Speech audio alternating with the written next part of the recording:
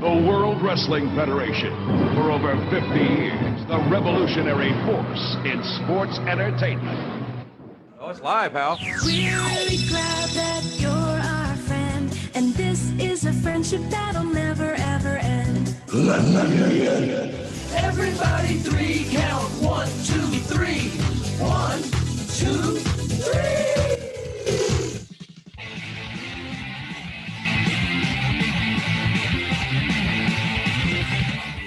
Or maybe The Rock has got to beat Triple H himself, which means he's got to beat the game in the middle of the ring. And he has a $2 for a wife.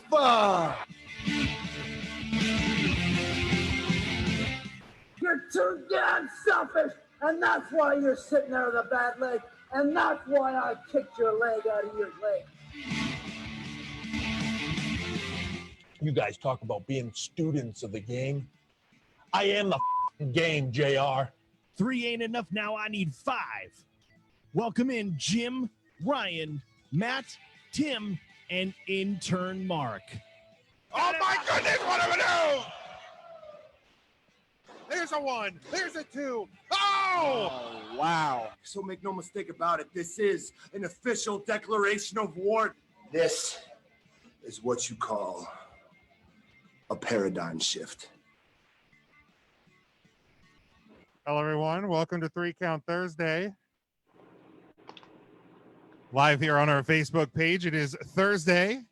It is August the 6th, 2020. We are still the podcast of the millennium. Tonight, we have tons to talk about, including We're All Elite, polarizing topics, and the best belt ever. But first, make sure you go over to our website, 3countthursday.com. There you will find everything 3 Count related, our social media links, our YouTube channel, and much, much more. Again, 3countthursday.com, always the number 3. You can find our merchandise at whatamaneuver.net. Maneuver. Thank you, Tim. You can find our Patreon page. We also have our home network, NGSC Sports, at ngscsports.com. We also stream daily at leapsports.com. Ryan, that would be LEEIBsports.com. Thank you. And make sure you subscribe to us on all of our podcast feeds.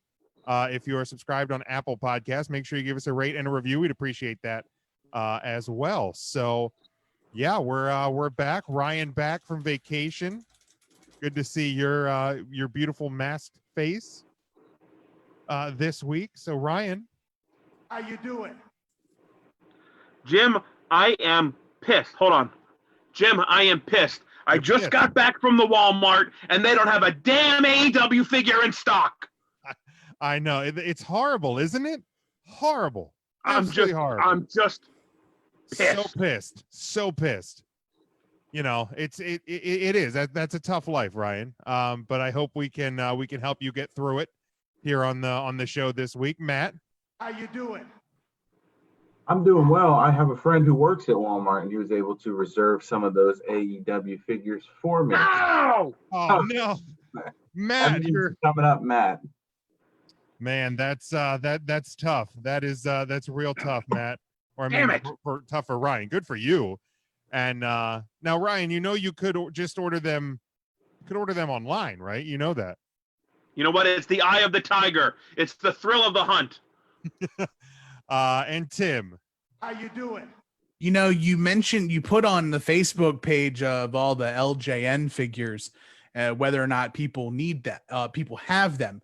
And I'd just like everyone to know that if you do actually have your LJN figures, I know a guy that'll buy them from you. Oh, you know a guy who's interested in that sort of thing. Probably, and he'll probably try to sell them for 3.5 times the price, and then just be stuck with your LJNs as opposed to. Well, but I mean, if he says he wants them, why would he just turn around and sell them? Well, that feels a little odd. You know, in these uncertain times, the economy is driven more than just by dollars and cents.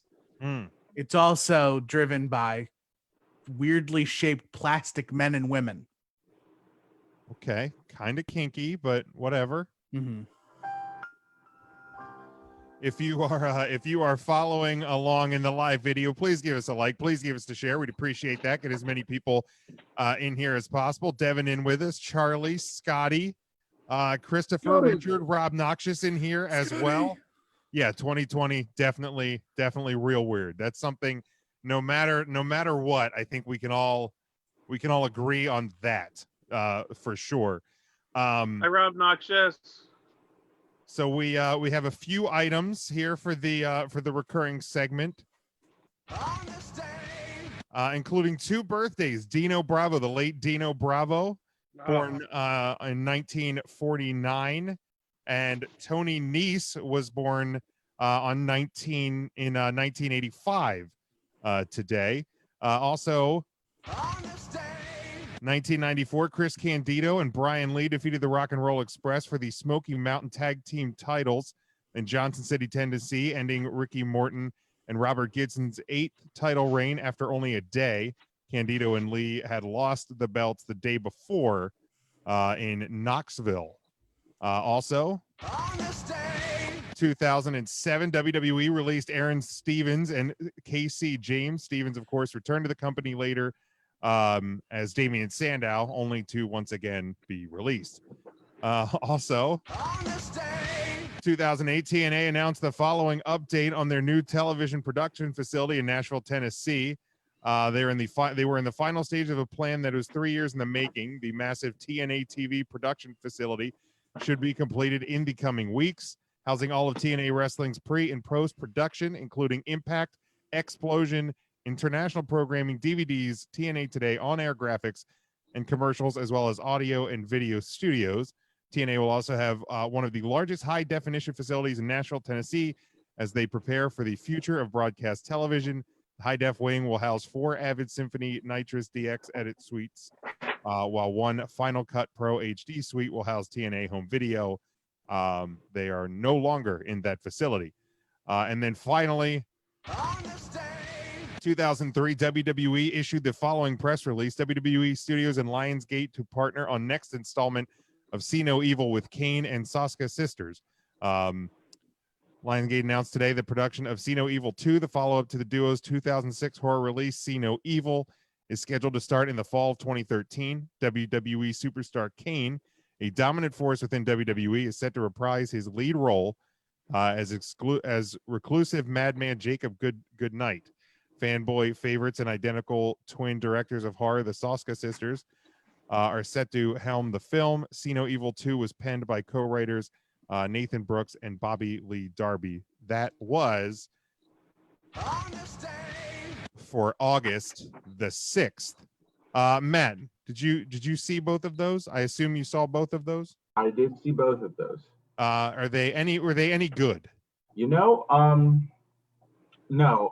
So I do remember, like when I watched See No Evil when it came out, and then when See No Evil 2 came out, I was like, I think I remember enjoying the first one, so I rewatched that leading up to See No Evil 2, and it did not hold up for whatever reason, and then See No Evil 2 was just not at all. Thing sucks. Really on the lower end of like the WWE Lionsgate production, just not very good.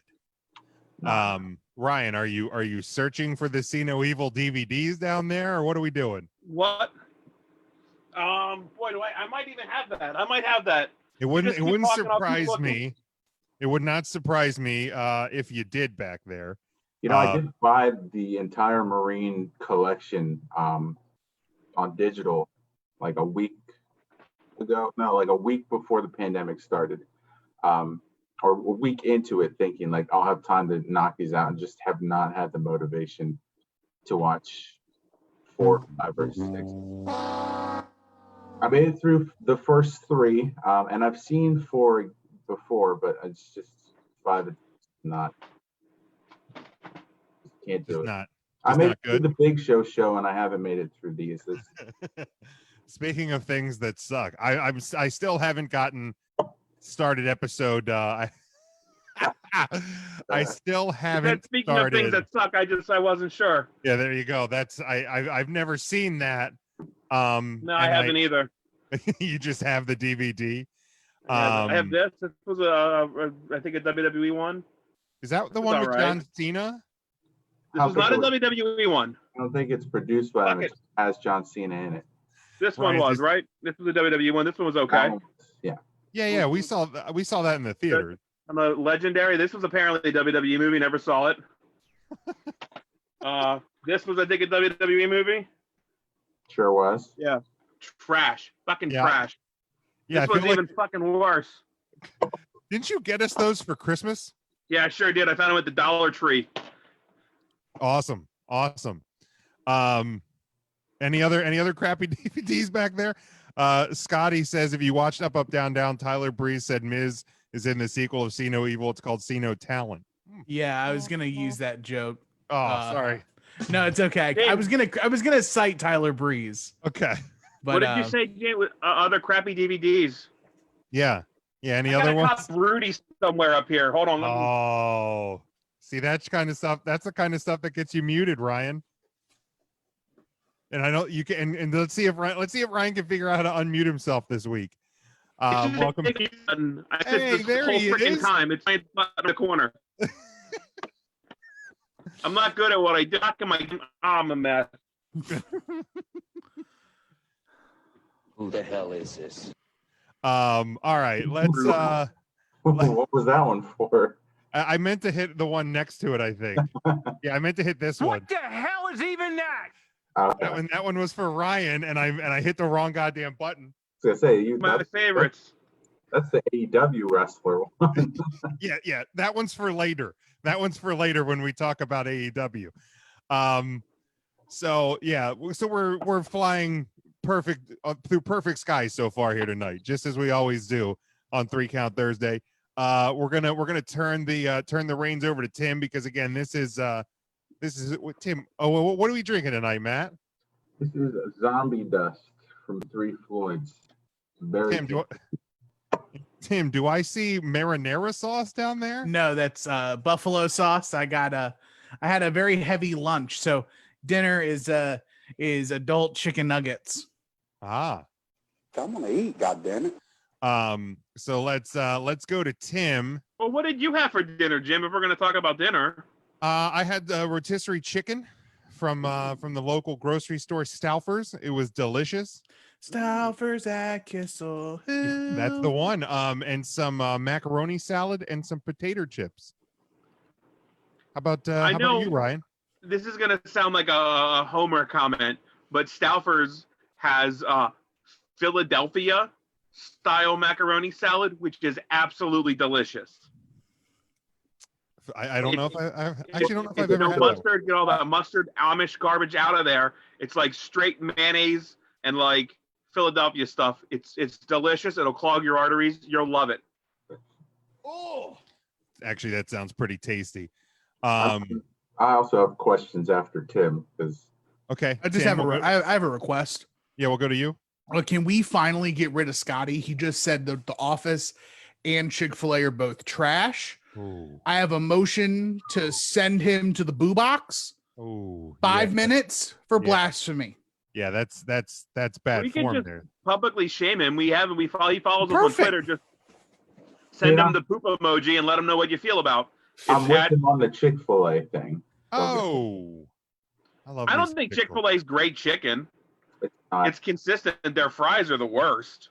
100%. The fries are the best. The fries are never crispy. Fries are supposed to be They're crispy. waffle fries. They're supposed to be crispy. It's like they take the thing of waffle fries and like dump water on it and then put it in the bag. Bingo, Matt's right. My chair sank. Oh, but twisting it around. The condiment game at Chick-fil-A is top notch. I will say that. Has anybody tried the the Popeyes chicken sandwich?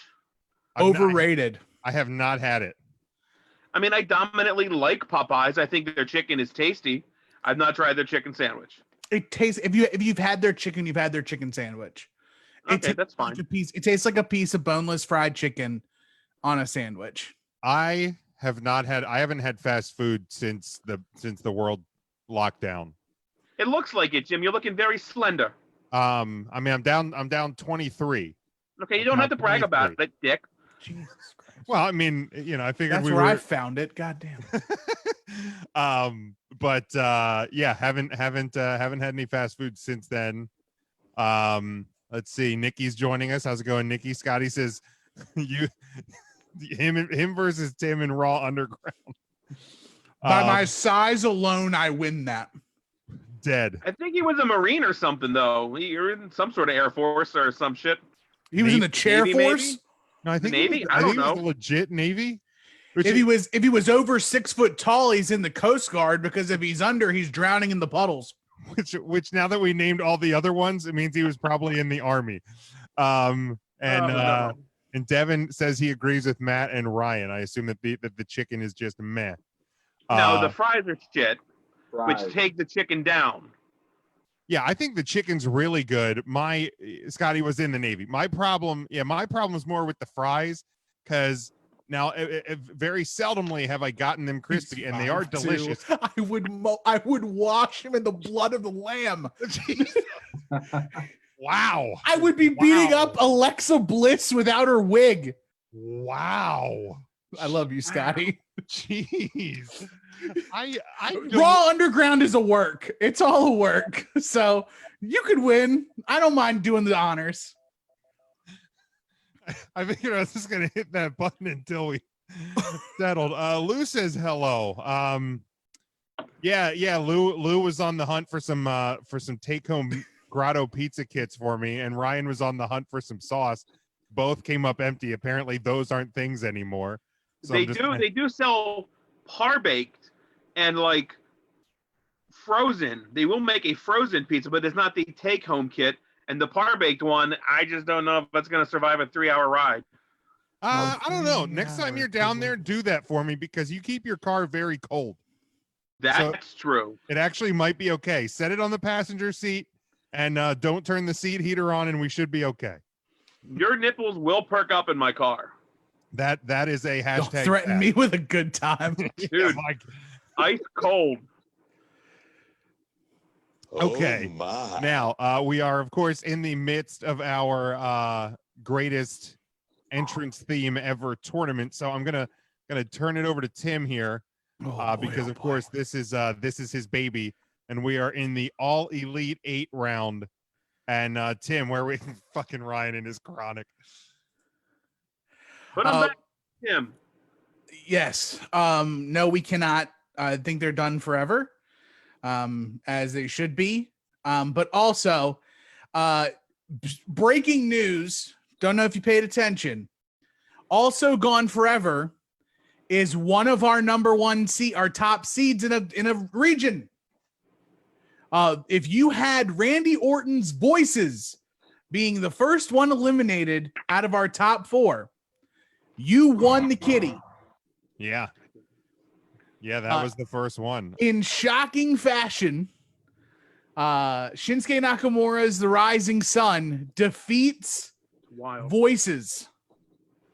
And also other news, it's kind of weird.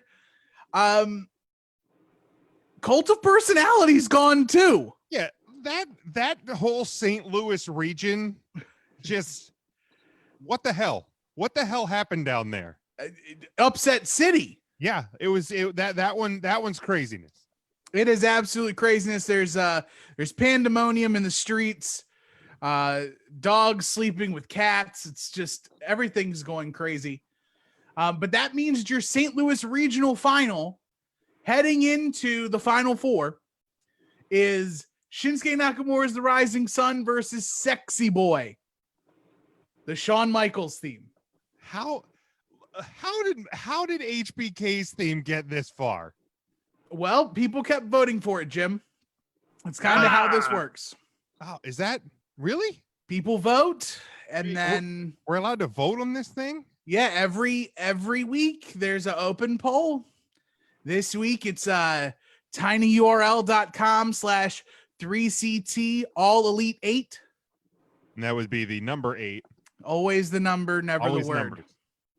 Ridiculous. That was for the HBK getting this far. I still Hey can't. man, look. I can't believe it. The hearts want what the hearts want. I get. Carrying on, the Venice Beach Regional, Hulk Hogan still running wild in that division, but Hulk Hogan is going to have the toughest test of the entire tournament as Hulk Hogan faces himself and the rest of the New World Order. On the other side of the bracket, the Victoria Regional, Stone Cold Steve Austin was one vote away from facing Mr. McMahon. However, in the All Elite 8, he will be facing Ric Flair. And the classic theme that you associate with him.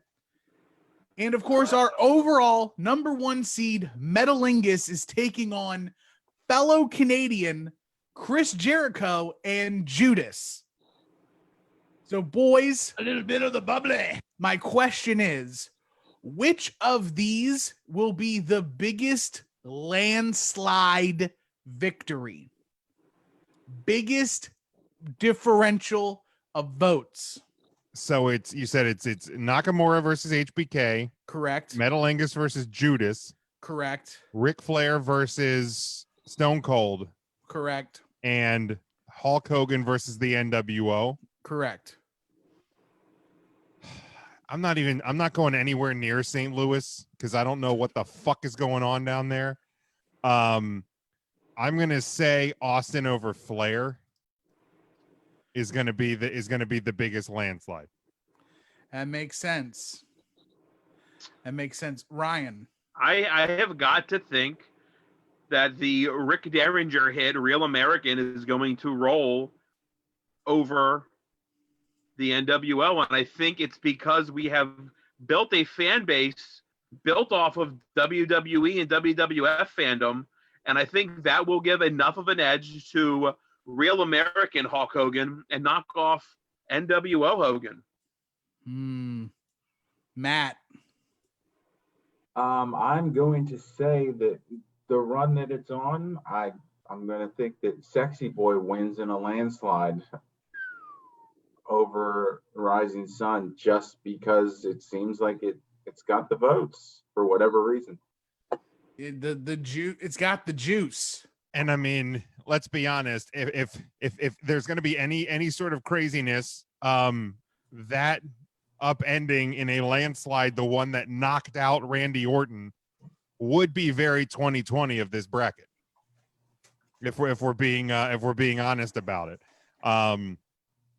Let's see here. Yeah, Scotty says HBK's theme isn't that good. We agree. Charlie says it's that dang Jimmy Hart. Lou says NWO versus Real American toughest choice so far. Scotty says Austin defeating Flair will be the ones. Charlie has Real American. Devin has Metalingus as the one that's going to. Now, conversely, which upset would be the most shocking to you? Probably, I think Metalingus going down would be, given the recency bias of Edge's return and just the banger of a theme that it is. I think that one going down to me would be the biggest. Ryan, you don't look so sure. Yeah, man, my gut was that too. But if we're talking recent, how much more recent do we have to have than Judas? I mean, we hear it almost every Wednesday night, and that song is equally banger-ish than as Metalingus. It really is. Judas is it's a good song. It's what some like to call a bop. It is. Dan Seals called it a bop once. Personally, for me, I think if Ric Flair finds a way to beat Stone Cold Steve Austin, that is going to be the biggest upset of the tournament. Yeah, I agree. I could see it. Charlie agrees with that one as well. But yeah, I mean, I think in the top half of the bracket, as we look at it presented, I think the number one seeds are going to get through. I feel like Real American could be in some jeopardy with the NWO. I feel like the NWO is going to bring some heat on that one. So I think that one's probably going to be pretty close this week. And again, I'm scared to go near St. Louis. Yeah, St. Louis is a bad place. A bad place this time of year. Down is up, left is right. Yeah, Randy Orton's getting beat by Shinsuke Nakamura. Yeah, I can't do it. But yeah, it's been fun. So again, the URL is what, Tim? tinyurl.com/3CT all elite 8. The number 8, always the numbers, never the words. I'm gonna throw that here in the chat. So if people have not voted yet, please make sure to check that out. The voting is open until midnight Saturday or tomorrow night, when Friday turns into Saturday, and and the carriage turns back into a pumpkin and all that sort of thing. The voting will close. We will unveil the final 4 matchups, of course, Monday night during Raw, as we have been. So yeah, it's it's been fun. This whole bracket's been fun to see what's gotten this far, and I'm curious to see what comes out on top. I know I voted on Monday night, so we got that. All right, we did have the 3 count question of the week this week, and we've been doing these Mount Rushmores. We did the men's, we did the women's, and obviously like championship belts have been kind of on the topic as of late with the new US title and the TNT championship, and how can they not get that one done when I think TNA had a whole new fleet of belts, or excuse me, Impact had a whole new fleet of belts done here during the pandemic because they couldn't get their title back from the old champion, but whatever, it is what it is. So I thought let's do a Mount Rushmore of championship belt designs, because I'm a pretty big belt mark, and I know, like, Ryan, you got a couple of belts there somewhere in the abyss that is your humble abode. So yeah, let's I thought that this would be a fun little question of the week. We did have a couple of responses. If you're in the live video, throw us your top 4. Throw us your top 4 championship belt designs of all time. Make sure you give the video a share. We'd appreciate that. I'll kick it off with mine, and it's very 90s WWF heavy. Starting with the Winged Eagle is my number 1. The tag team titles of the 90s with the block lettering, number 2. The classic WWF Intercontinental title is number 3. So that covers all of the the early 90s titles. And actually my number 4 is the first version of the Undisputed Championship, which is the smaller of the plates, actually. And Triple H and Hogan and I think Taker held that one before Brock won it, and they looked and went, this 9-inch plate on this large man looks very strange, and had to make a bigger one. So yeah, Winged Eagle, 90s tags, 90s Intercontinental, and the version 1 of the Undisputed Championship is my number 4. Who wants to go next? I can go. Go ahead, Ryan.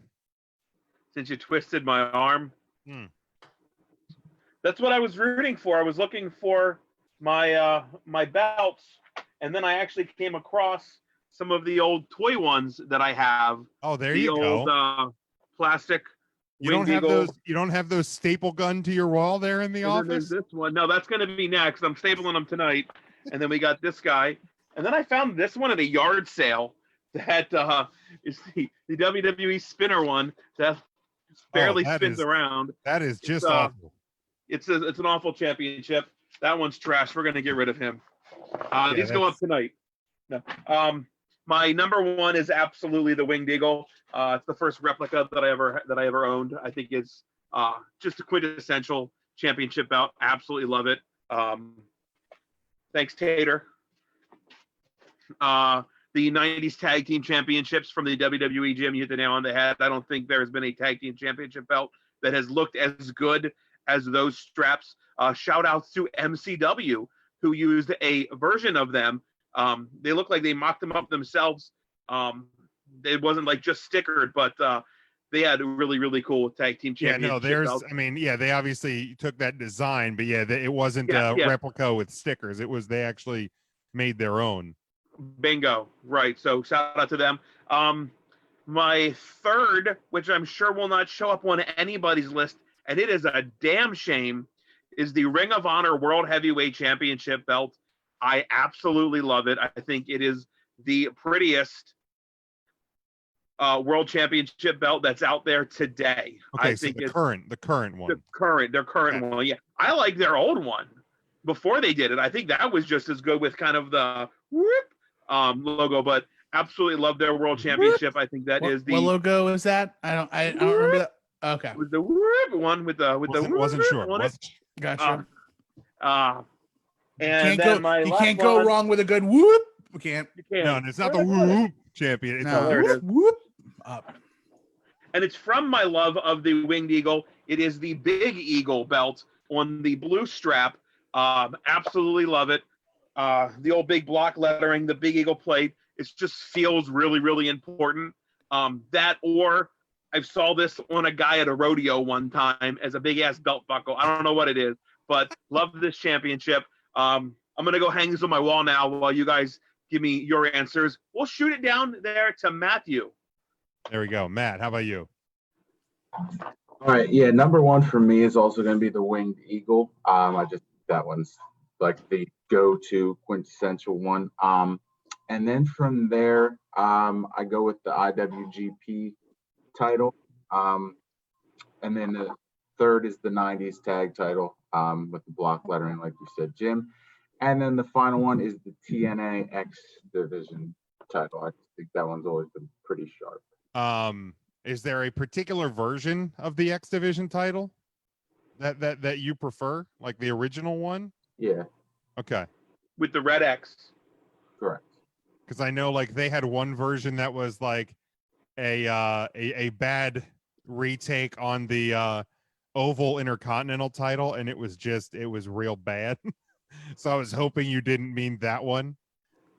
But a solid 4. Tim, how about you? So I have a couple on mine that are absolutely not on your lists, but that's fine. My number one favorite title of all time is the WCW Championship. The 1992, I call it the Ron Simmons title. Yes. To me, that is the best looking title of all championship belts. It's big, it's prestigious looking, it's different than most belts. The only other title I think that it looks close to is the Big Egg WWF Championship. Ryan's number 4. Yeah, the Triple H belt from like 2000. I love that. I love that title, but it's not on my top 4. Oh, okay. Also on my list is it's a very basic and plain title, but the WCW Television Championship. Oh, that's a nice one. It's absolutely plain, but for a title that is that was defended on television on a regular basis, it was exactly. I'm more connected to that title than anything else. The Winged Eagle has to go on the list. When you think title belts, especially as a fan, the Winged Eagle has so much prestige associated to it. It just looks like a championship belt should. Yeah. And then my fourth title is the classic Intercontinental Championship. Again, smooth, clean lines. Looks like $1 million. Can't beat it. Yeah, it's just real good. The TV title, I believe, is what Ryan. I know you'll remember when the CWF came here. I think that's what they used for their like cruiserweight title with like stickers over the logos, and then the WCW US title was, I think, their like heavyweight championship. And I always loved that US title. Like that's one that's probably just outside my top 4. Like, and in fact, I would probably put that like at number 5. Like, is it like, what would be the next one for you guys? Just outside the actual, just outside the top 4. Ryan, what would you be your number 5? It's a crying shame nobody has said the NWA, the Globe would be my 5. Oh, the classic title, world title. My only problem with that title is it's like too small. It's tiny. It's odd. It's oblong. I feel it's odd about It's it. like, But yeah, it's like a rectangle. Right. I feel like all of the wrestlers that had it though have always held it, Like folded like this. Like it's just a good look for a champion to have. Excuse my toy as I model, but I feel like that's just a good look for a champion, especially a big guy. It's not a waist. It's not a waist where their title. strap doesn't fit around their waist, like a champion could just hold it. It's just like a Dusty or something. That always looked good. Matt, how about you? So that would be my 5. Your number 5. Probably. I mean, I know it gets a lot of hate, but I always really liked the first NXT championship with the X. I always thought that looked really cool. So that one would be mine. Very cool. Yeah, I mean, it's like it's not that I hated it. It's just seeing what they have now. I like it. I mean, it was for what NXT was. I thought it, it stood out, which it kind of did its job. Tim, how about you? What would be your number 5? A lot of people will probably despise me for this answer, but I actually really dig the 24/7 championship, the newest undisputed championship, the one that Randy Orton unveiled, like the Rock belt, pretty much the Rock WWF champion, the current WWE title, but with the scratch logo. With the scratch logo, yep. Okay. Yeah, I love that title. I understand that people hate the blue straps and the red straps and all that stuff. I think there's something real slick about the home plate looking title that's given for everybody. So I love the current title. The thing that I like about the current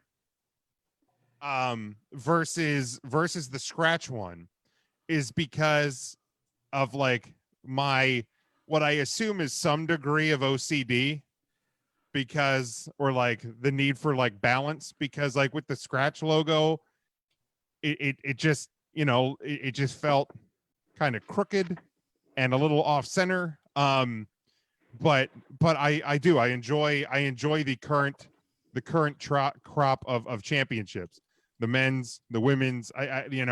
It is like a branding thing, and I do. Yeah, I know they're not the traditional classic championships that we had when we were growing up, but yeah, I'm a huge fan of this the will look great on the wall next to my ECW figures. No doubt. Catching up on a few of the comments here. Nikki gave a great idea for our next Mount Rushmore. I actually have that written down. I love Mount Rushmore. Charlie has the Hogan 86, the big gold WCW TV title with the red leather. I don't remember the original one that like Tully Blanchard held. Okay, and the Mr. Perfect, the Intercontinental title that I think we all had on our list. Rob Noxious loves the CCW championships, and he sent me a picture. Those are badass looking belts, Rob. Dude, have you seen those straps? Has everybody seen them? We'll have to put them in the comments. If not, but CCW has a great lineup of championships. Their national heavyweight championship looks important. Like, it looks like it should be carried by a champion. It's a fantastic look. Their tag team straps are on red leather. I love what CCW is doing. Yeah, Rob, if you can drop that picture that you sent me in the comments, that'd be awesome, because those are badass looking belts. And I think Devin even called one of their belts out. Yeah, in one of the comments earlier. Yeah, he had the WWE Championship 2013 to 2014 design, which I think is the one, Tim, that you had said.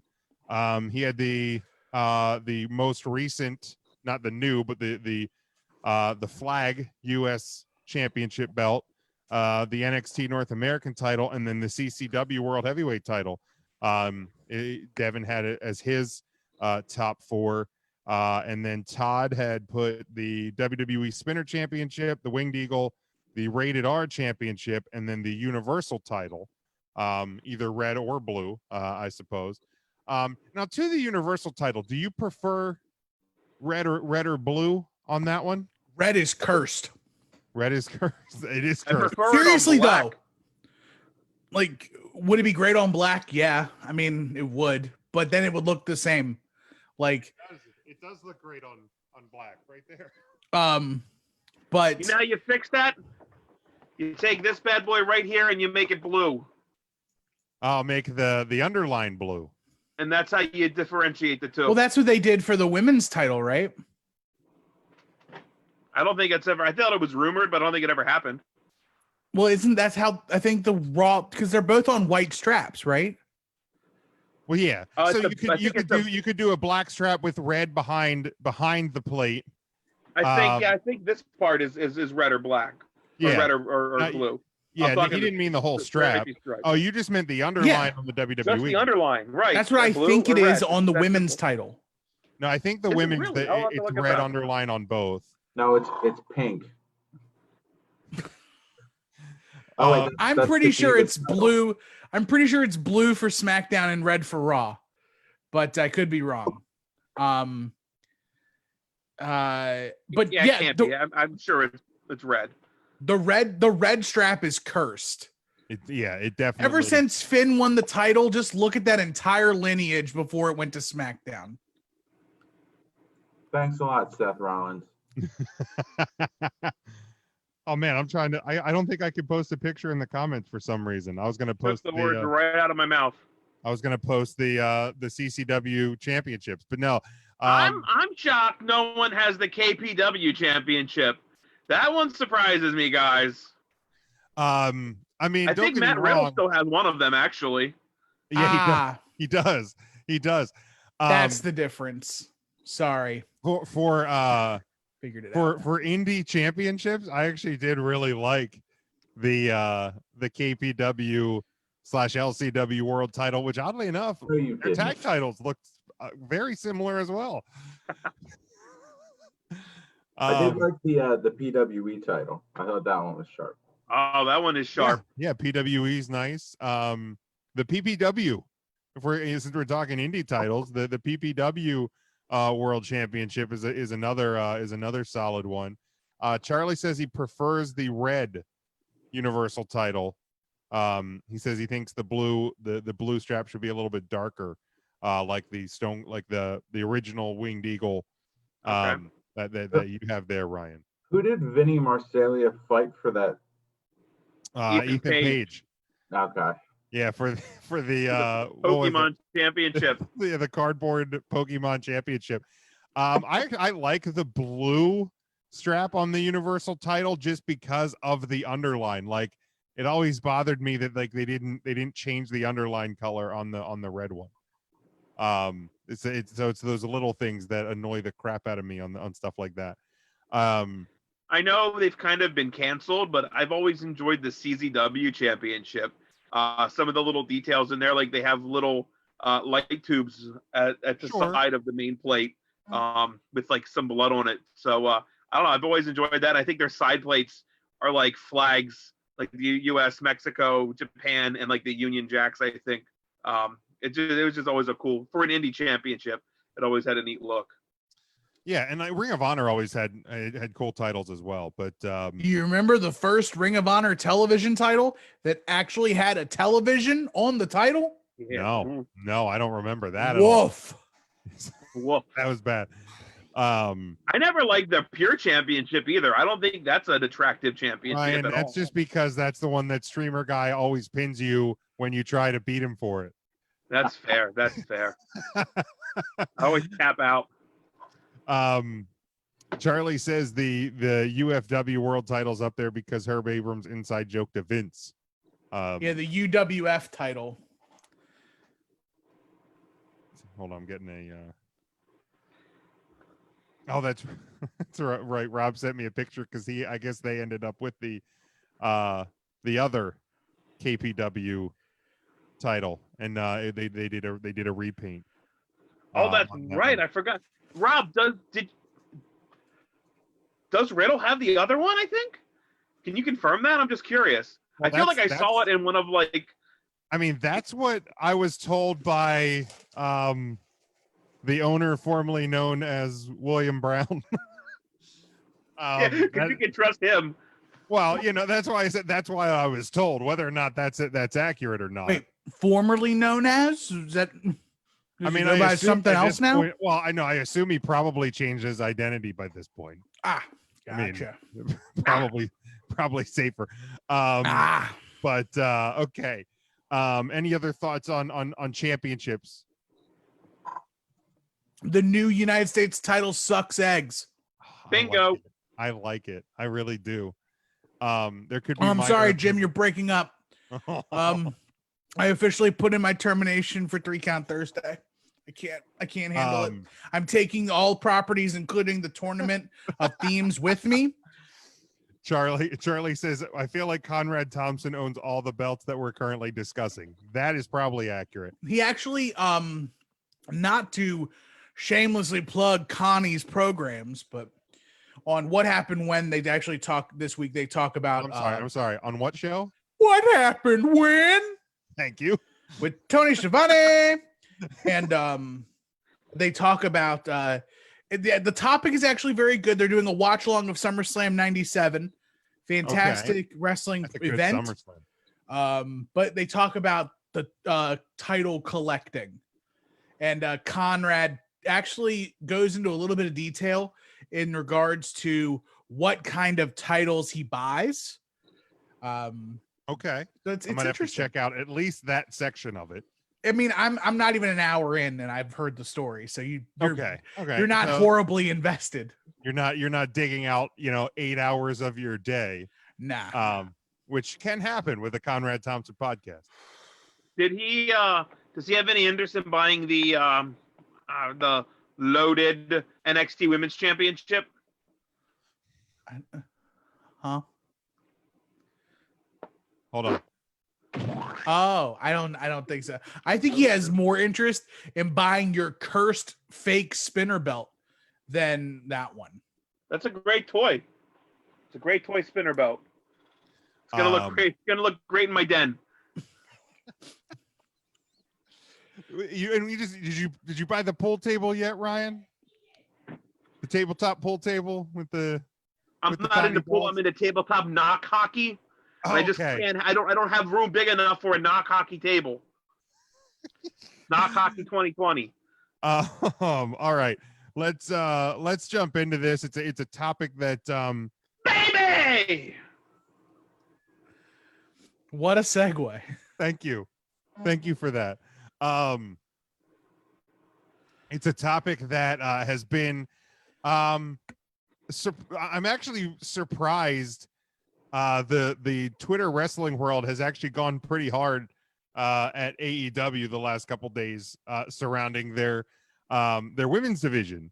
Obviously, this week started the Deadly Draw, the tag team tournament. Did anybody else watch it?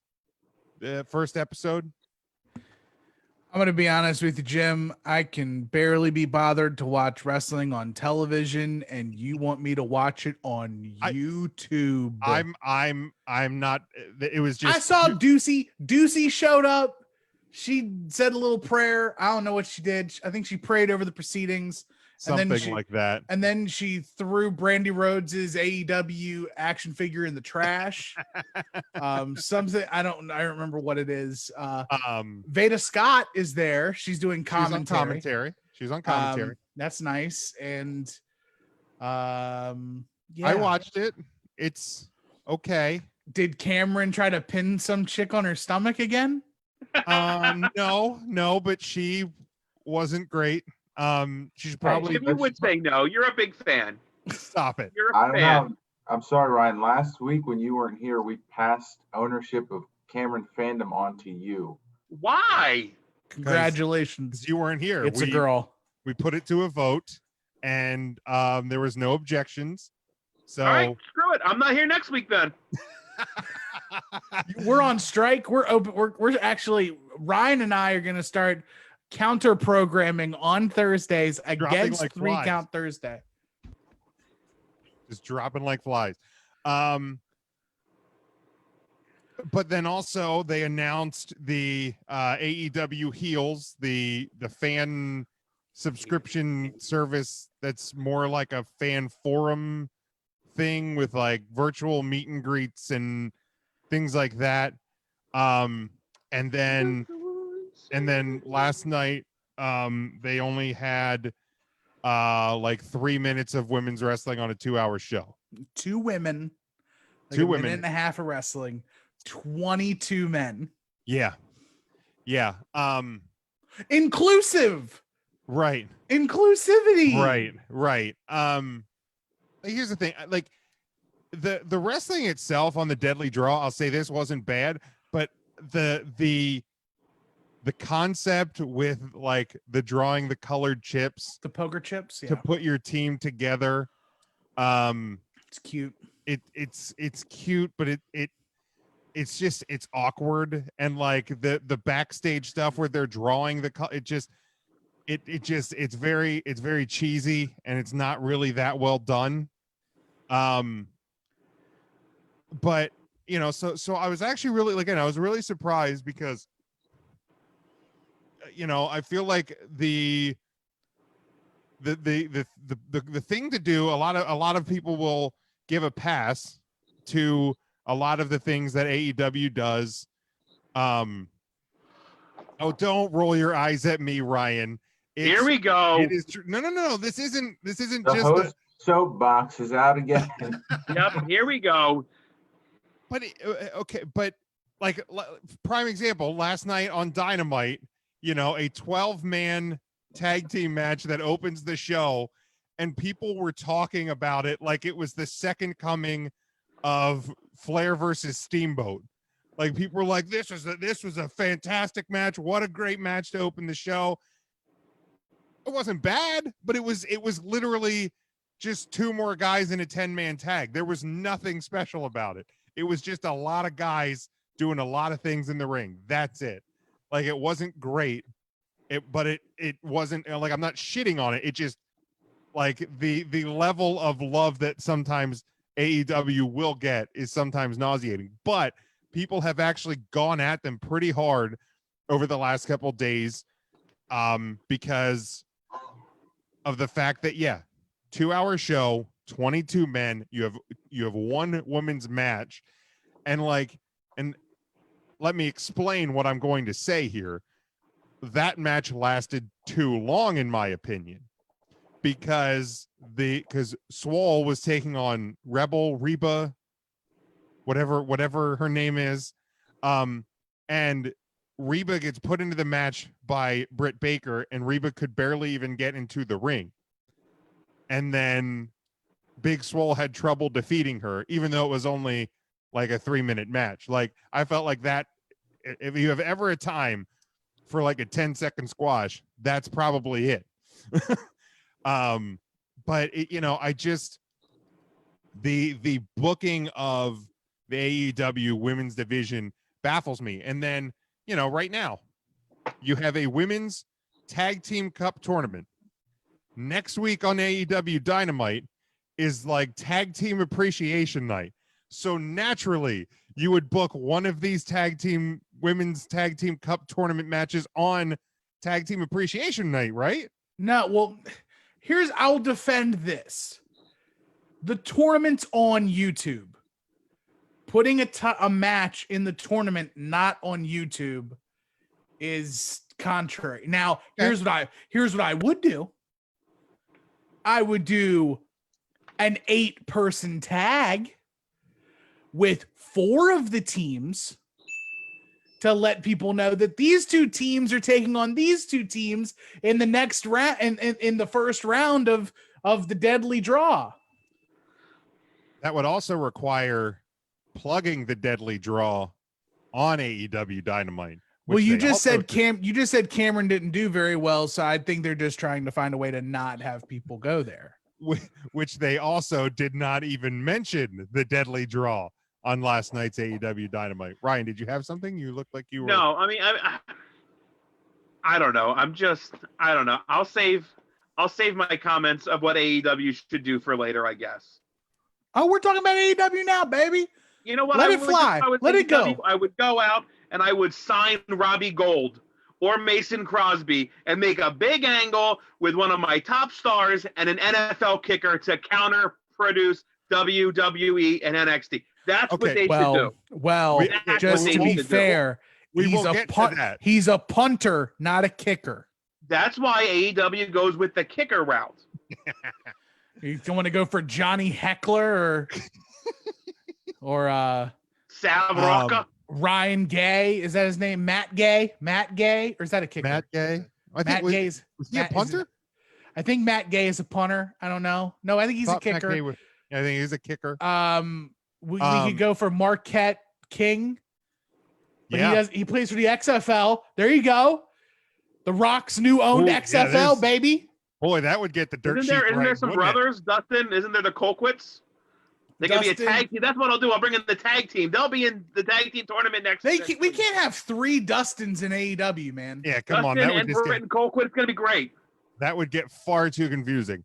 But we will talk about Pat McAfee and Adam Cole. Don't worry. We will definitely I'm get not trying to rush anything. That's just what I would do. That's no. That's fine. That's what I would do. You did nothing wrong. And like I will say this, like I'm not like AEW, I know they've been around less than a year. WWE's been around for a very long time. A lot of other companies been around for a very long time. WWE got women's wrestling wrong for a long time. So this isn't just giving a pass to WWE because they're doing it right or at least better now. Okay. But my issue, and this isn't just to the women's division, like AEW, from the jump was, inclusive and different and alternative and this and that. And, you have your women's championship that, very rarely gets defended. And when it does, it seems like it gets defended on AEW Dark.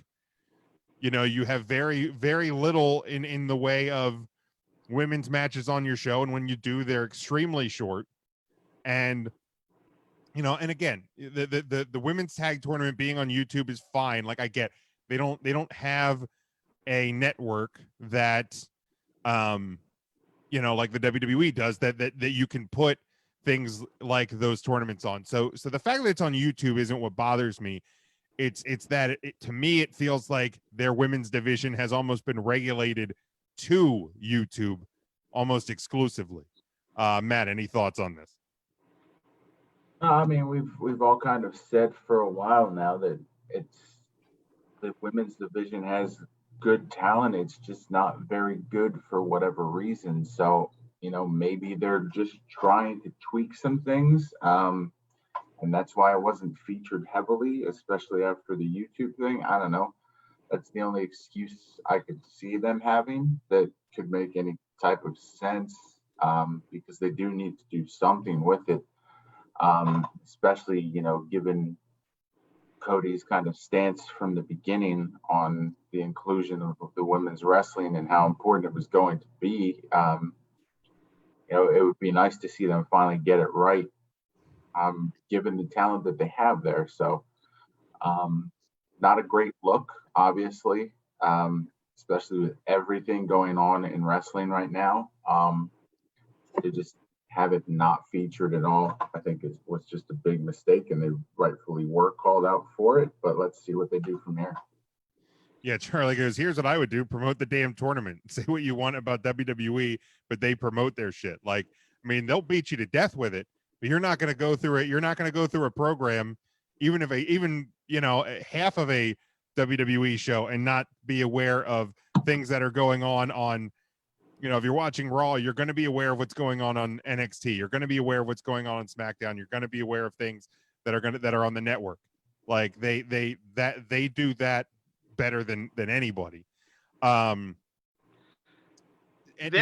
women's divisions, I mean, I don't know. I just went on their website. They have 19 ladies featured in their women's division, 2 of which haven't wrestled at all in 2020,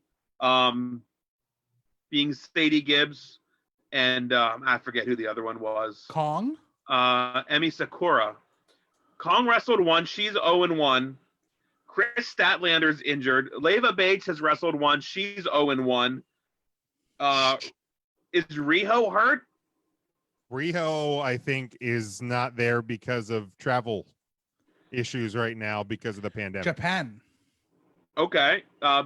B. Priestley's wrestled once. She's 1-0. Britt Baker's hurt. That's the majority of your women right there. Like, they don't have a division. I think B. Priestley's because of the travel restrictions too. I think Yuka Sakazaki then is not there. I mean, same reason. It's unreal. And then there's just nobody else left. Penelope Ford and Nyla Rose. Who? Penelope Ford. Okay. Yep. Penelope Ford, Nyla Rose. Allie's still there, right? Shauna, Mel.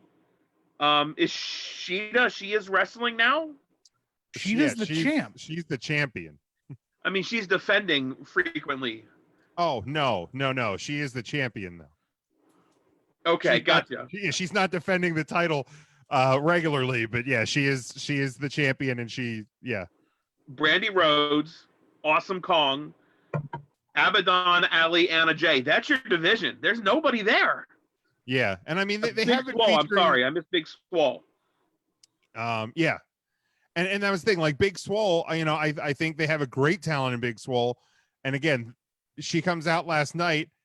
Reba Rebel had no clue she was going to be wrestling, can barely get in a ring, and Big Swole struggled to beat her.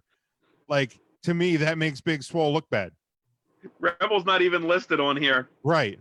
And that's fine. I mean, and I know they've featured different like indie talents lately, which is good. Like, it is nice to see talents get featured that aren't necessarily part of their roster. That is one cool thing that is a bit unique to AEW that you don't get in WWE unless it is enhancement talent, and it's Nia Jax or Braun Strowman squashing them in a match.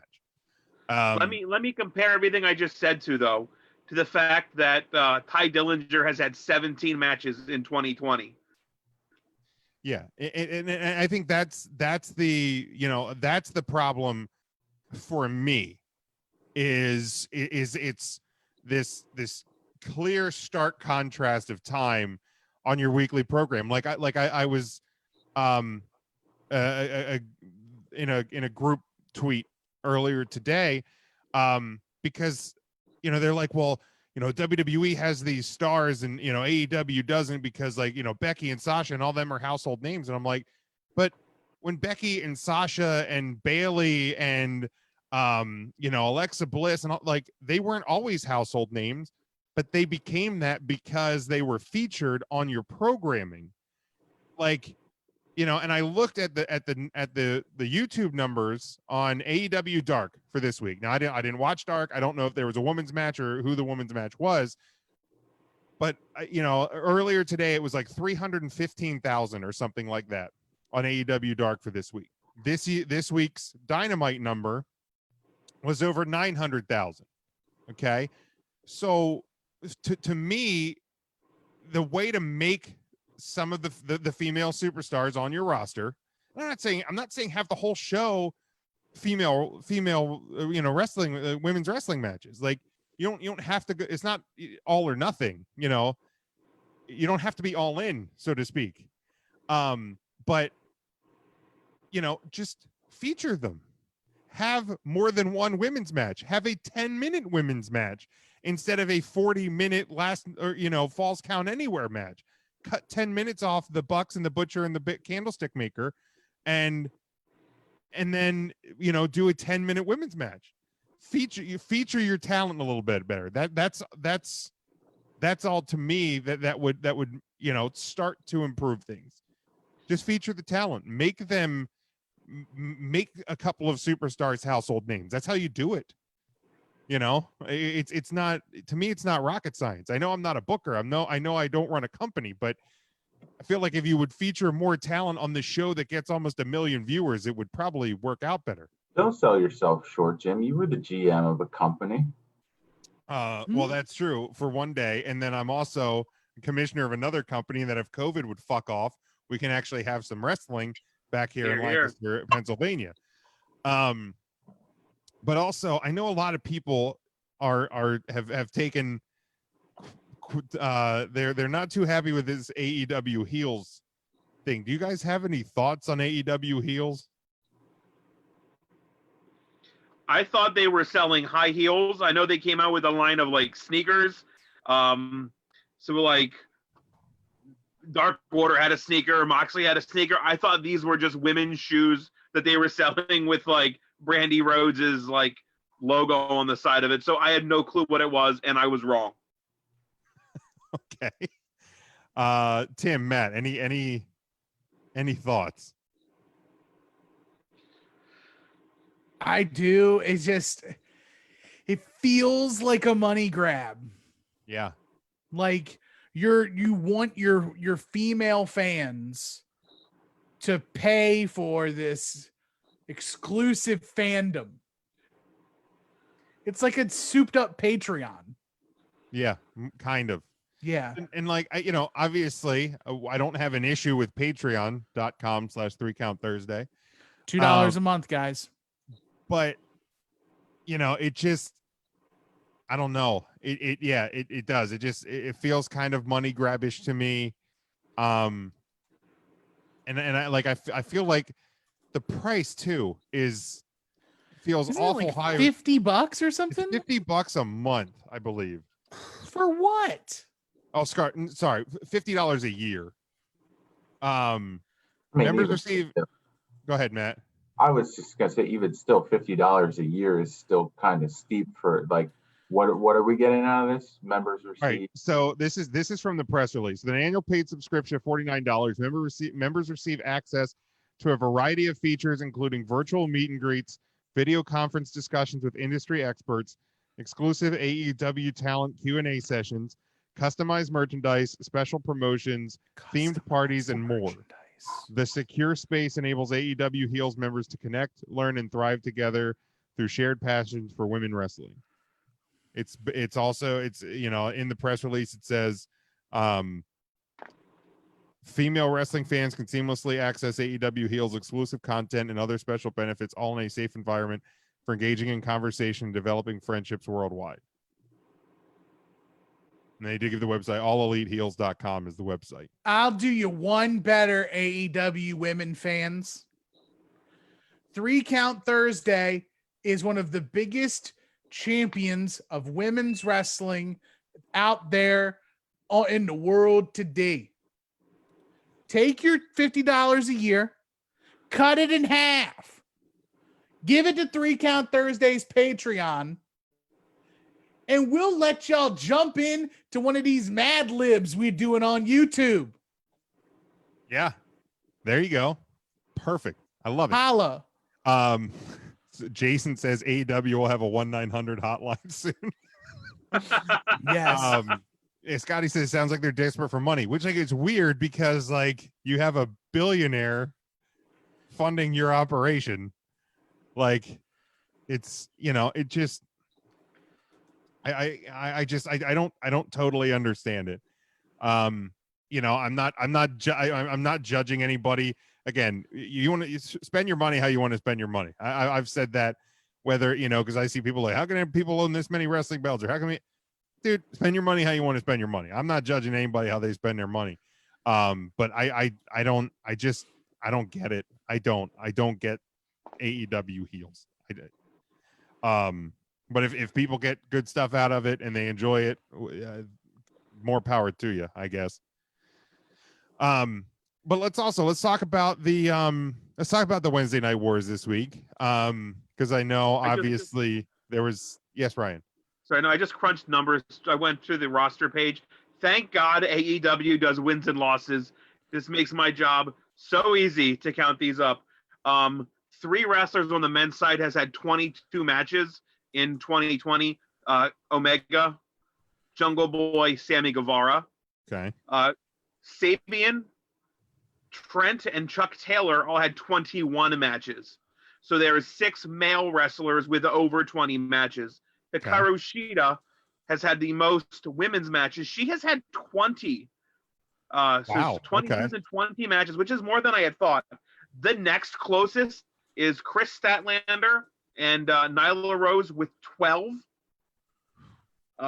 Penelope Ford had 11 matches, and Britt Baker, who's also now injured, had 10. So the numbers don't add up. They don't add up. They just don't. And I not just to defend AEW here, with as shocking as those words coming out of my mouth will be, but I would imagine if you would crunch those numbers, if any other company was silly enough to put statistics on their website, but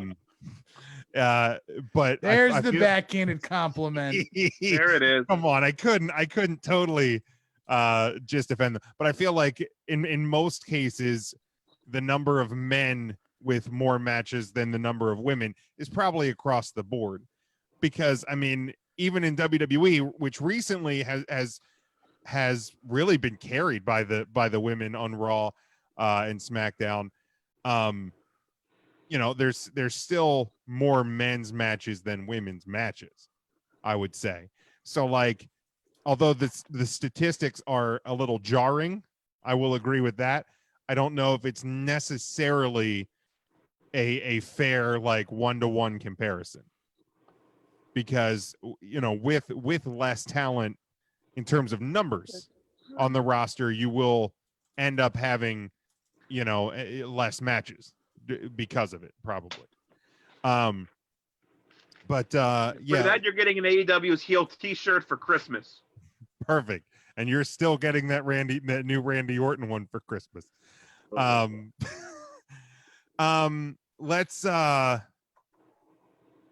Let's talk about How do we need a new Randy Orton shirt every week and they all just have the same stupid snake on them?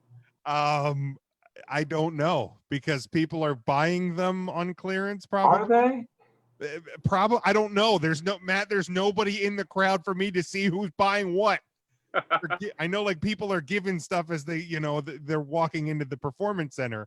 You leave Scary Snake Man out of this. He is the greatest wrestler in the world. It's true. It says it on his new T-shirt. Because he won the greatest wrestling match ever. Right, and it's indisputable. That's not true. He didn't wrestle Shane McMahon. Shane is the best in the world, not the greatest. There's a difference. Different. In the world. But is he the best in the world? Because he kind of did a thing. I'm sorry. We'll talk about the thing. Sorry, Greg. The page refreshed. That's on you, Matt. Like it's apparently an auto refresh soundboard page, which That's not on me. Didn't know, because you probably, I don't know, figured out a way. Brought up Shane McMahon. Yeah, I wouldn't have hit that, and it wouldn't have refreshed in the middle of it. Okay, and we can't have an episode where we don't talk about your guys' idol, Shane McMahon. He is not my idol. He is clearly yours. Raise your hand in this group if you have a Shane McMahon baseball jersey. To be fair, if they made it in my size, I would probably have one too. Fair. That's fair. Guilty. I probably would too. Because those jerseys are sick. They are. are. I was packing up, because we're moving soon, and so we're packing up some of the stuff in my closet, and I found it tucked in the very back. I was like, oh, yeah, I do still have this. Oh shit!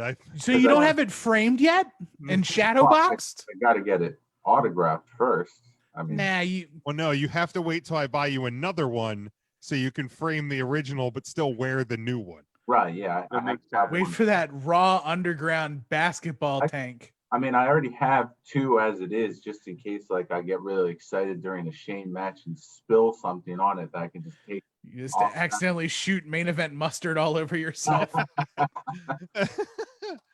Tim, now you told me the other week you had bought me some. Was that a FedEx issue? Did it get? Oh God, I don't even know. I'm so fed up. I'm so fed up with FedEx right now. That's dirty, Jim. Oh, that pisses me off. That pisses me right off. But yeah, let's Tim does talk swear about by the main event mustard. I don't think I've ever heard anyone talk about it besides you. And Well, they're all idiots, is what it is. Yeah. Yeah, I mean, I'm an idiot. If let's talk about Wednesday night. Let's talk about NXT because Ryan, preluded a little bit. Obviously, we talked last week about where we thought the McAfee stuff was going, and I think it was pretty obvious. But now we officially have on the books Right in the trash can. for NXT Takeover 30, Adam Cole, Old Bay, versus Pat McAfee, former NFL punter and host of the Pat McAfee Show. It is now official that will take place at NXT Takeover 30. My only issue with last night on NXT, and I don't know if anybody watched, is that the stuff between Cole and McAfee took away from the tag team title match that was going on in the ring. And I get that, the match was probably put in place to get to where we got, but I don't like diluting the tag title match. Just have a match between Imperium and the Undisputed Era, or just have Pat McAfee, because him and Cole have been going back and forth. Just have him as a guest commentator for a match, and then Cole, because he knows McAfee's in the building, gets mad and comes down and confronts him. To me, that was my only issue with it. Am I thrilled? Even if you have him as a guest commentator, he's still going to interrupt the match. Well, right, but it doesn't have to be a title match. Either way, whatever match is going on, yes, it's going to get interrupted. Or just have McAfee there, have Triple H with a sit down interview with Pat McAfee, because we're trying to get to the bottom of this. Why this exactly happened? I just don't. They couldn't do that because they gave away that on social media before NXT, because you had the picture of Cole and McAfee shaking hands, saying all harm done, move it aside, everything's good. Which is why McAfee just sat at commentary, because everything was good. It was all Hakuna Matata. And then all of a sudden, punter's going to punt. And punter did punt. Coffin corner. So, am I thrilled that Pat McAfee is the WrestleMania opponent for Adam Cole at NXT Yes, Takeover? No, yes, you are. I'm not really that thrilled. But here's the deal: if it does get more eyes on the product, then it's successful in what it does. Tim, yes, I am excited that Pat McAfee is the chosen one to go against Adam Cole. And this is where the internet's wrong. Pat McAfee has always wanted to do this. He's always wanted to be a wrestler. He's been to many different indies trying to get in as much ring time as he could, but he couldn't wrestle while he was on an NFL contract. There's no way the Colts were going to sign up for that. Sure. Okay. He is obviously liked by the backstage with WWE. The man had balls enough to wear shorts at WrestleMania on camera. This guy is braggadocious. He knows how to put words together. and he looks the part. And Jason in the comments is saying this sure isn't Bam Bam and Lawrence Taylor. Well, how many people remember back when Lawrence Taylor fought Bam Bam? Did people think that Lawrence Taylor was gonna?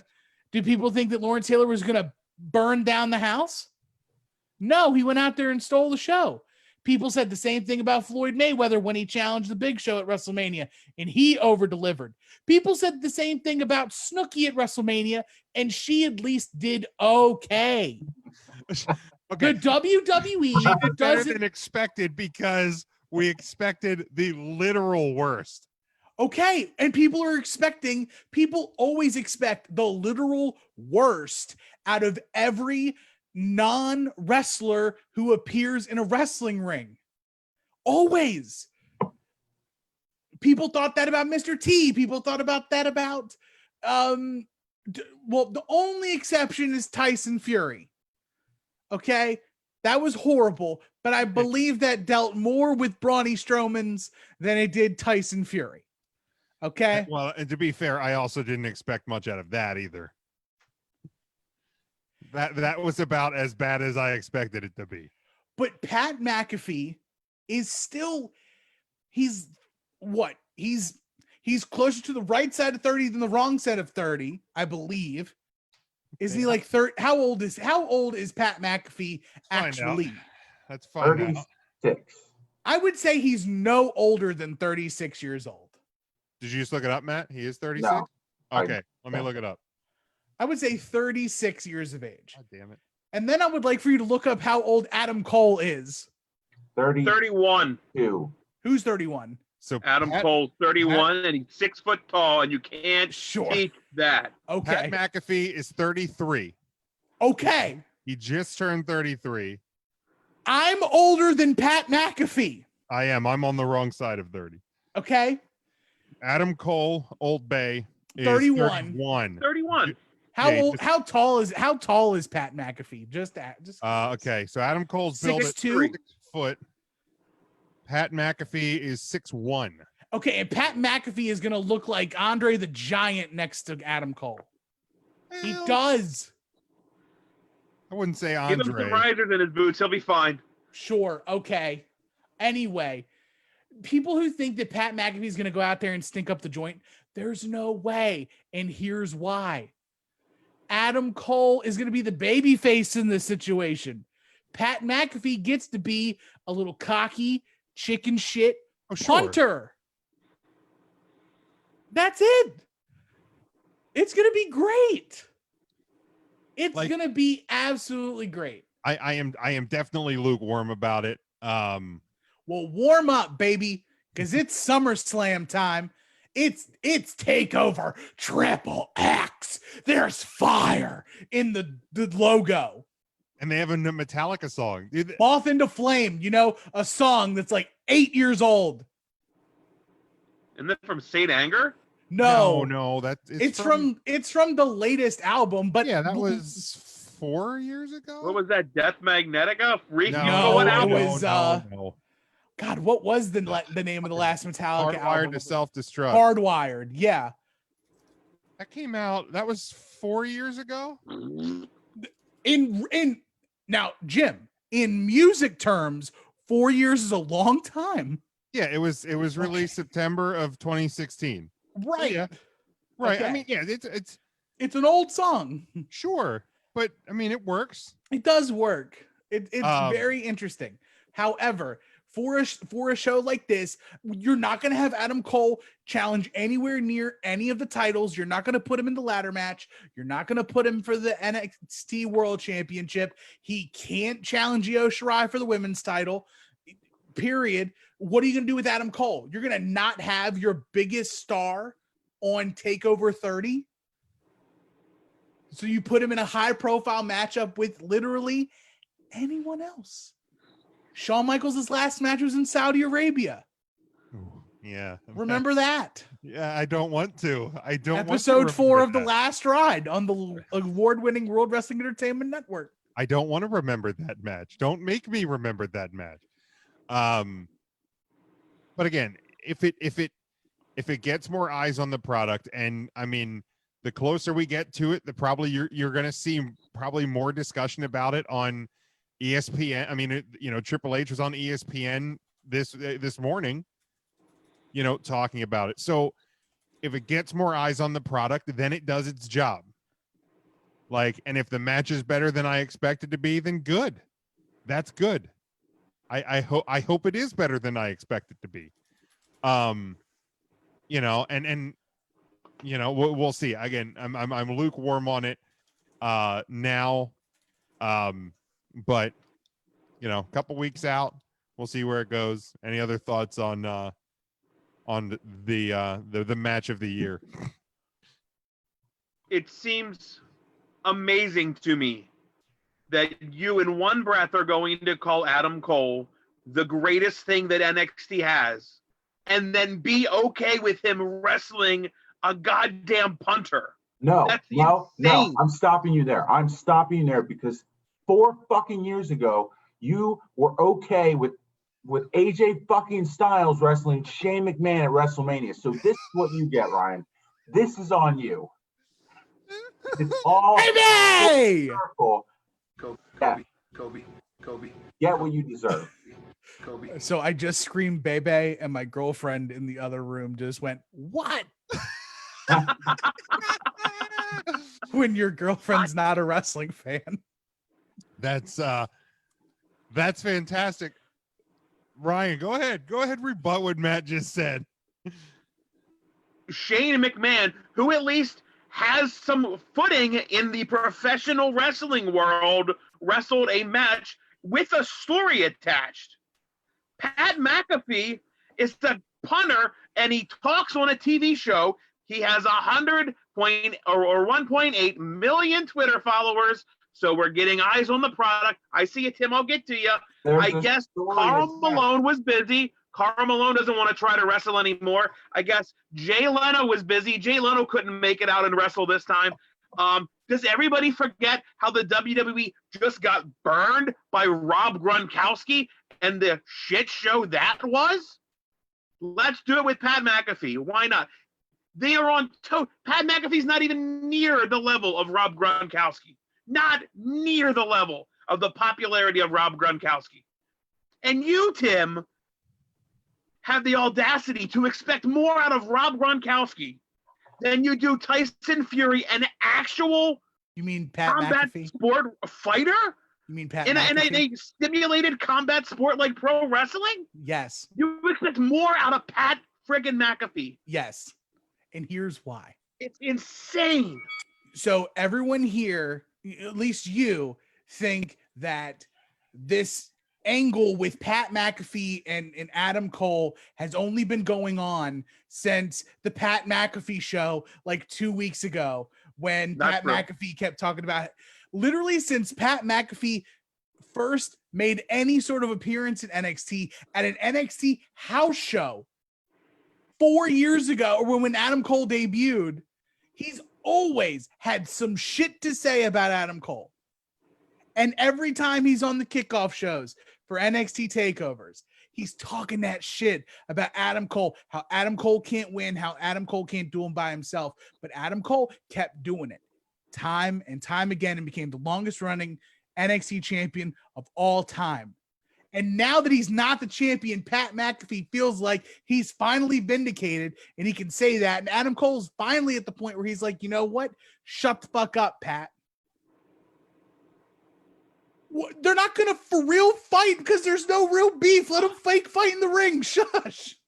Shut the fuck. Let it be. It's wrestling. It's supposed to be fun. This is fun. Not everything is.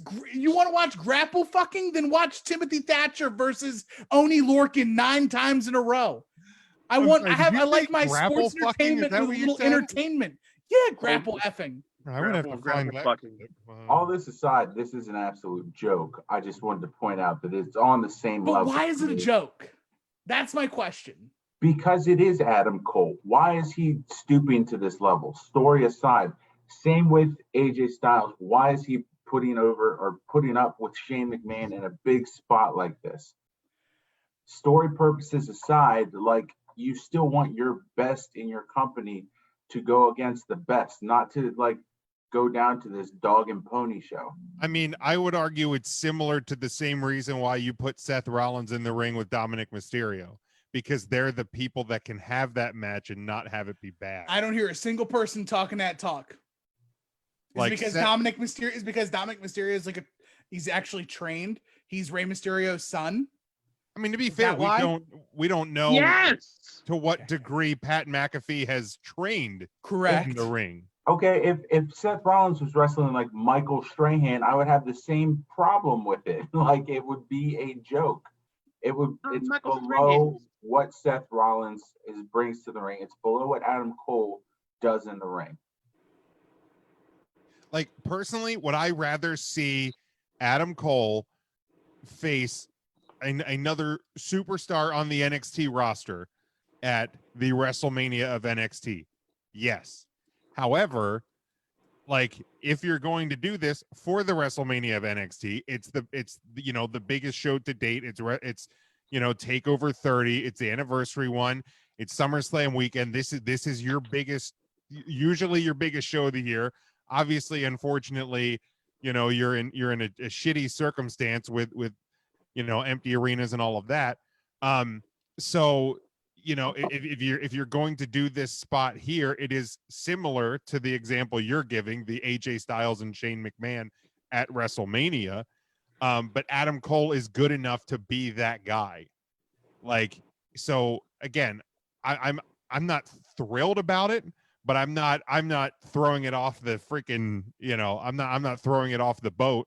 I mean, there's no argument. Like Adam Cole can carry this match, and I'm sure that he will. It's not what wrestling fans necessarily like. I get putting eyes on the product, I get it all, but when you have like the generational talent like Adam Cole, like AJ Styles, to squander that big match with something like that, like it's a waste to me. How many people are saying, oh my God, Pat McAfee's wrestling this Saturday? I need to subscribe to the WWE Network. I'm a huge Pat McAfee fan. I can't wait. Who's saying that? Other than Tim, who's saying that? I mean, I don't follow a lot of Pat McAfee followers on Twitter. Maybe it's just Punters Unanimous. Like, I just love punters. I think Punters Anonymous, not unanimous. I think it's more so the fact that it's more than just a punter. It's a person who's a part of the NXT family, has been a part of the NXT family for quite some time, who also is athletic. And it's one of those, well, it can only be it's pretty easy. Anybody could wrestle. Not everybody can be a punter. So Adam Cole's defending pro wrestling. And Pat McAfee's picking on Adam Cole because Adam Cole's little. Right. You're right. If you have a punter picking on your size, then yeah, the meaningless position in the NFL is going after a quote generational talent, which I think that's a little high for Adam Cole. But even then, like he's still top 3 stars on NXT. Right. Well, yeah. Like top 3. Rob says, he'd rather watch the Fridge versus Mark Henry. He doesn't want to risk Cole getting hurt from a person who isn't a wrestler. Well, here's the thing. I don't think you're going into this. I don't know. I haven't seen any videos of McAfee training with Spanky or anything, so I don't know this for a fact. But I assume you're not going to put one of your top 3 guys into a situation where he's going to get hurt. Like I don't think this is a situation that you're putting him in with a guy who's not at least been training. Once this idea has been put in place, I'm sure they've brought him in and they are working on this. Tell that to Sting. Oh wow. Maybe now to defend it all too. You also need to look at who the other people in tangentially involved in this angle so far have been, and look to see how bad this match is actually going to suck. It's more than just Adam Cole and Pat McAfee. Shawn Michaels and Triple H are directly involved in this. They are. Quote, the best storyteller in the history of the World Wrestling Federation and the cerebral assassin, the game, the King of Kings. They're at the Performance Center. If Pat McAfee can't learn how to wrestle one match in a month and be at the PC, how is that going to be any different than like Ric Flair and Ricky Steamboat setting up a ring somewhere and practicing it? Or sorry, Randy Savage and Ricky Steamboat practicing a match for WrestleMania 3. So, Tim, let me ask you, if this finally marks the split of the Undisputed Era and Pat McAfee gets the win with the assistance of Undisputed Era and Adam Cole has a loss to Pat McAfee, are you cool with all of that? Yes. What you won't be cool with is after Pat McAfee wins, he ends up on Raw, and it's punt versus punt, Pat McAfee versus Randy Orton. That's going to be a problem. No, it'll be great. It'll be shit. Pat McAfee, Raw Underground, kicking fools in the head, legitness, shoot punting on Raw Underground. Are you kidding me? Sign Pat McAfee up for the Hurt Business, baby. There you go. Unreal. There you go. Sign me up. You're just fucking trolling me now. I can't even. Okay. I'm gonna just move. I literally can't even. I hate even saying it. I have nothing else to say. Certain parts of this are troll. The part that's not troll is I love this Pat McAfee versus Adam Cole thing, and I like to see it through. I don't have very many things to be excited about in this era of professional wrestling. The asterisk, period over the I of the Jeremy Bearimy. We don't have much in the asterisk era. Give me this, Ryan. I just want this. Ryan, I think and SummerSlam on a fucking boat. That's what I want. Ryan, I think it boils down to one simple phrase. Daddy, chill. Daddy, chill. All right. Okay. I'm gonna chill. Daddy, chill. All right. The other big the other big to do on Wednesday night from yesterday was the great debate, or I'm the great debate, Charlie Brown, between Orange Cassidy, Chris Jericho with Eric Bischoff back on TNT for the first time in 20 years. Now Ryan, I know you watched it, correct? Yeah, that was a question. Yes. If you knew, I don't know why you asked. Matt, Tim, did you guys catch the debate? Yes. Okay. I hated it. Oh my God. I hated it. And like, I like Orange Cassidy. Yeah, I said it. Okay. I like Orange Cassidy. I finally admitted it in a public forum. You know, I love Chris Jericho. But man, maybe I'm so like exhausted by like political bullshit, and like doing a like political thing on the wrestling show is just like already put me in a sour stink about it. I don't know, but I didn't like it. Now I will say Orange Cassidy, when he gave like the long-winded answer and Jericho just looked baffled, that made me chuckle, but that was the only thing I think I liked in the entire segment. I didn't like it. Just totally missed on me last night. Jim, you're acting like this is the Alexa Bliss, this is your life, and you couldn't be more wrong. No, I'm not going that far. So not that bad. No. Okay. By all means, no, definitely not. No, hell no. Got it. Yeah, definitely not that bad. It missed. Okay. Make sure you hop on Twitter and see Jericho's reaction to all of the fans trolling him from losing to a guy that never talked. I thought it was done brilliantly. I love that Easy E was there. It was great to see Eric back on TNT. That's a really cool moment. I thought the segment was fantastic. I thought the entire segment hinged on Orange Cassidy's answer about coastal flooding and coastal towns. and just hit that perfectly. I thought it was flawless. I absolutely love the segment. I am super ready to see these two square off. Oh, I'm looking forward to the match big time. Tim, your thoughts on the great debate of 2020? This is Orange Cassidy. Like, what we got is exactly what Orange Cassidy is. I've worked with him. I've worked alongside him doing commentary.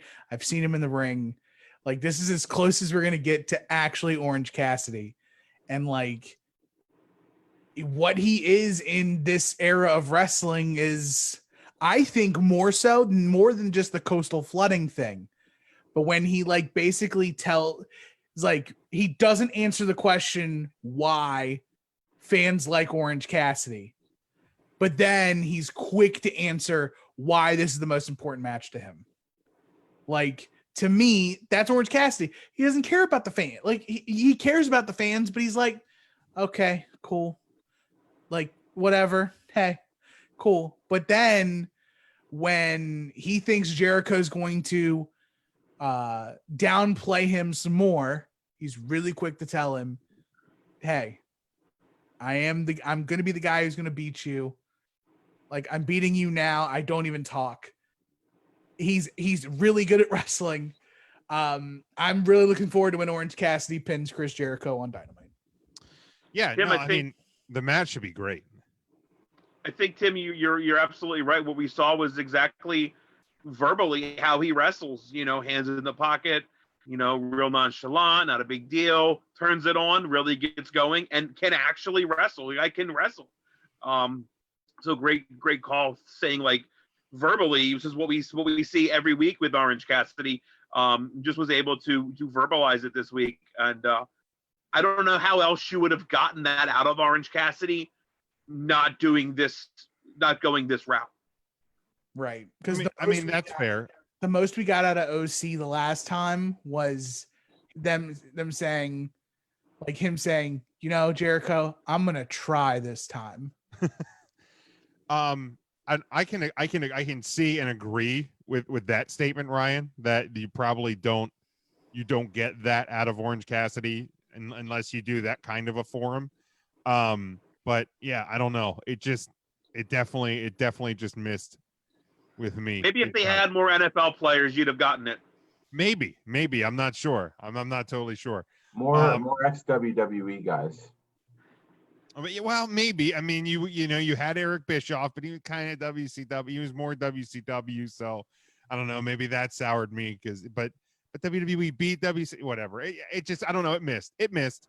Again, not saying. Were you surprised it was Eric Bischoff? No, that got teased somewhere. I saw last week. I feel like Jericho maybe even had accidentally dropped that ball or something, but I saw it like over the weekend that it was going to be Bischoff. Or that it was probably going to be Bischoff. So it didn't surprise me. Somehow I missed all of that, and I was pleasantly surprised. I was like, oh, this is a really cool treat. I missed all of the rumor. Well, you were away until I think it was like last Friday or Saturday. So that could be it. You were like neck deep in Grotto. I mean, it was just rubbing it up against my nips. Yeah, I mean, if you take a bite of a slice of Grotto pizza, sauce explodes. I got the Mama Grotto. Is that what it's called? Yeah. That gave me the worst freaking heartburn. Holy shit! I know they don't do the frozen one of those, Ryan, but you might have to bring me one of those up next time you come back. It was delicious because it looks very fantastic. Garlicky. Mm-hmm. I'm fine with that. Hit me in the chest for like 8 hours. You think I'm scared of a little garlic? I'm not scared of a little garlic. Okay. It's nice because the heavy hand of Grotto with the sauce, it has the thicker crust, so it all balances out. It was delicious. Charlie says that segment was worse than Alexa Bliss. This is your life. No. Nope. Ban him. Done. No. Charlie, you're done. We're just banning people left and right tonight. God, he can come back. Not going to talk about Raw Underground unless anybody wants to, because Ryan and you and I talked about that on the bonus podcast we did on Tuesday. We did? We did. We did a Cool. pot. You don't remember that? Fair enough. Can you give me like a 1-sentence synopsis for those who didn't listen to the live show on Tuesday, Count Tuesday? To be determined. Too early to tell. Yeah, I think it's solid. Okay, because I do have I have a little bit of thoughts, and mine's more so Go ahead. the lines of the independent wrestling community. Okay, go ahead. More specifically, dealing with the my friends at Chikara.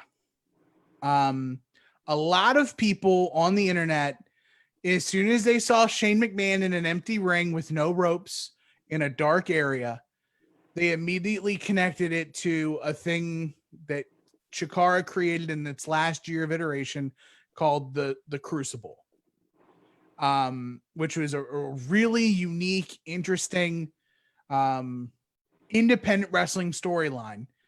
And the person who basically was the spearheader of this really took himself to task and felt really crappy that it kind of all got taken by the WWE.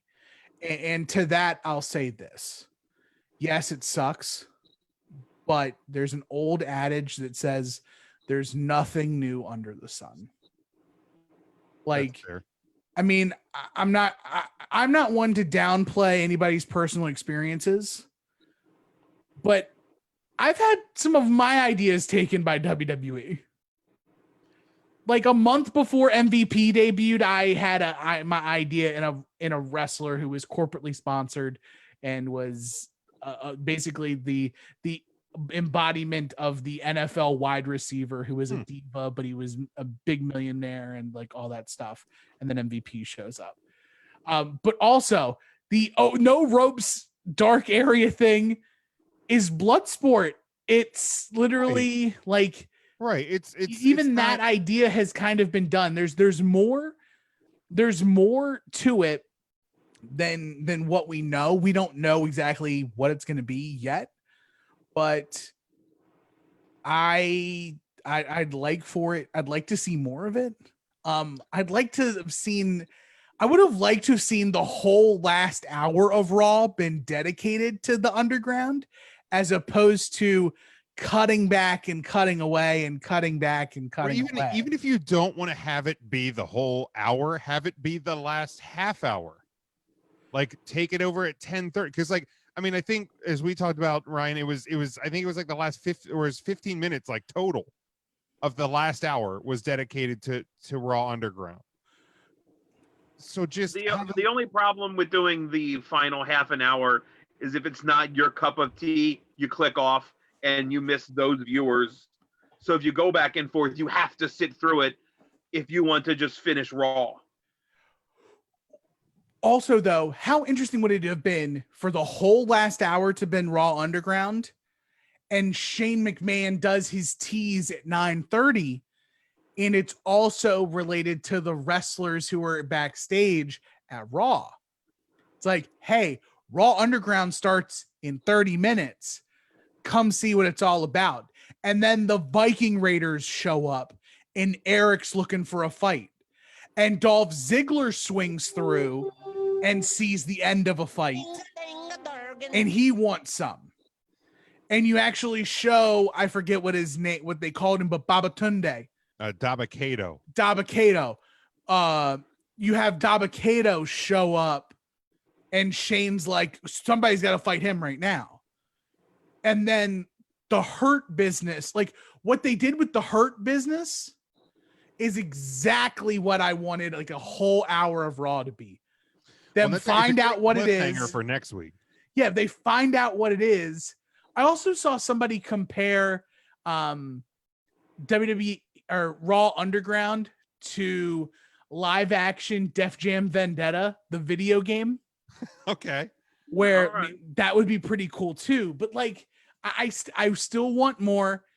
Any way WWE can give me something different in the asterisk era, then sure. And that's the thing. Like, and I agree with Charlie. And I said it on on Tuesday's show. get rid of the go-go dancers or the strippers or whatever, because it just, that felt so out of place, especially in like today's WWE. Like it, and I get like it's supposed to be different and, you know, Raw or whatever. Like it just that, and it was like just these weird cutaways to like these poorly dancing women. It was, you can lose that sector of it, and I'll be totally fine with it. But you know, he said save the Hurt Business till next week. No, I think that was a great cliffhanger to get us more interested in what Raw Underground will be next week. But yeah, I'm like I said, I didn't hate it, didn't necessarily love it. I want to see more of it and see where it goes from here. I hope it's not one of those things WWE tries for like 2 or 3 weeks and then it just disappears and never comes back. Like I hope they actually have a little bit of direction to it. But like I said, I am curious. One more thought. Sure. What offhand do you think Retribution is going to be a big deal, a little deal, or no deal? The faction, the new faction that has now been officially named Retribution. I hope it's a big deal. I mean, if you announce it ahead of time, you have the quick, you know, security cam footage that if you weren't necessarily like paying attention, you were like, did I miss the faction? And then the next day they come out and it's Retribution. I hope it's a big deal. Like, you know, and the word on the street, depending on what dirt sheet you want to believe this week, is that WWE is looking to be have more factions like they did in the late 90s. So hopefully, you know, that the Hurt Business, there's a faction in NXT that could always come up and make some noise on Raw or SmackDown. Like, Nope, they're breaking up Pat McAfee. That's right. Well, maybe McAfee will be the new head of the Undisputed Era when they come to the main roster. Or the Undisputed Era does a 4-on-1 job on Pat McAfee and then goes to Raw or SmackDown. And or loses. that. What does that do? Beating up an NFL punter? What is that going to do? Rocket you to superstardom? He's a punter, for Christ's sake. No, McAfee. It's a no-win situation. McAfee punts all of Undisputed Era, picks up the win, goes to the main roster for the punt versus punt match because Randy Orton is the legend killer, and he would have to take down McAfee. He's the only one on the main roster who could do it. Great point, Matt. Book it. There you go. Perfect. I think it's just been booked. When there you go, WWE. You can have that one. Yeah, we'll all remember it. But yeah, I hope it's a big deal. I hope that we see. I was just looking up Bloodsport because I always enjoyed those shows. Obviously, worked shows presented as shoots. I think you need to look at them if you're the WWE. Utilize. I mean, Matt Riddle. The first one was named after Matt Riddle. Was Riddle's Bloodsport. Riddle, Walter, Timothy Thatcher, Killer Cross. All of these guys competed at Bloodsport. So, you know, I'd love to see NXT talent up and down. I think this needs to be fluid. It doesn't just need to be Raw talent competing in this shoot style presentation. I hope the end game, and it won't be, but I hope the end game of this is Matt Riddle versus Brock Lesnar. That's where I hope we get it. We're not going to, but I take it. Like, it would be cool. It would be different. It's and I think that's the thing that the reaction to it that probably ticked me off more than anything is the biggest gripe about WWE is that they don't do anything new, they don't do anything different, they don't build new stars, et cetera, et cetera, et cetera. And then they do try something completely different, and the immediate reaction is, this is shit, why the fuck are they doing this, just go back to wrestling in the ring. And it's like, well, what do you want them to do? Do you want them to do something? More WWE talents from the NFL? I mean, you could. Real quick on the Retribution thing, has it leaked like who Retribution is? No, I haven't seen any. I've seen some people hypothesize that it could be previously released talent that are being brought back. Hence the name Retribution. Mystery Ryan. Right. If you look at the definition of retribution, that it fits perfectly. You know, so it like Rusev we haven't seen Rusev anywhere. no. I mean, He's a streamer now. He doesn't wrestle anymore. Yeah, you missed that last week. He said he's not a wrestler anymore. Really? Yeah, he's done wrestling. And once Bummer. it's on the internet, it's true. So A lot happened last week, Brian, that you weren't privy to. Man, I mean, never again. Cameron fan. It's a shame I'm going to miss next week now too. God. I mean, I feel like, you know, you could have at least listened to the show to see what you missed, but you know, maybe that's just me. Maybe that's just me. Maybe it is. Real quick before I get to the news and rumor roundup, Alexa Bliss being attacked by the Fiend last week on SmackDown Live. Love it or hate it? Ryan, Matt, thumbs up. Tim. Oddly, my pee wiggled. So I don't know. Tim going the honest route. Okay. I don't know why. Maybe it was like a fear boner. I don't. It was oddly arousing. Yikes. Yeah, kind of. Well, presto strangeo. Touched a button you didn't know could be touched. He touched a button that I kind of thought that was turned off during these uncertain times. No. Honestly, I think it's cool, man. It's different. Yeah. The whole thing was different. The way it felt like a horror movie, and yeah, I mean, you know, and people were like, "Oh, stalking of it." You know, Alexa can't. I thought she acted perfectly. If all of a sudden the lights go out wherever I am and the Fiend starts walking around me, I'm probably going to have a similar reaction because I'm going to be pretty freaked out. A fear boner? Is that what's going to happen? Oh, Jim? no. Oh shit! No, not now. Oh god, damn it! How Damn did it! that happen? You gotta sit down real quick. Yeah. Why did I pick today to watch cold showers? Baseball cold showers. Baseball cold showers. But no, I did. I loved it. I thought that it's such a great way to, you know, to end the show. It's a great way, you know, and you know, I already saw people going, "Oh, well, that means she's going to end up being Sister Abigail." No. You're totally missing the point. Like, this is him. She's already been Sister Abigail, you dopes. This is him getting to Braun. Devin loved it. Jason wanted me to mute somebody. I'm not sure who. Me. I wanted me. All right, real quick, a couple items on the news front, then we're going to get out of here.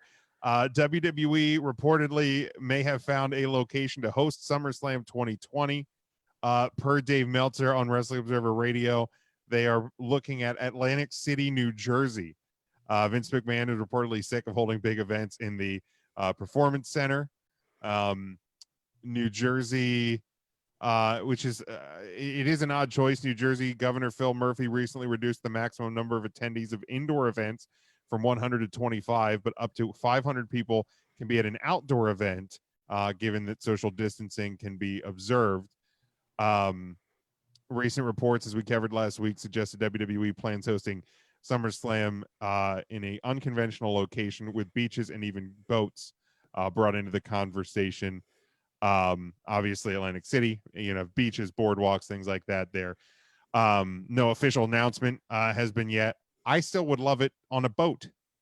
But again, as I said last week, if you get it away from the Performance Center, the better. A big show with a different backdrop, I'm fine with. Any thoughts on that?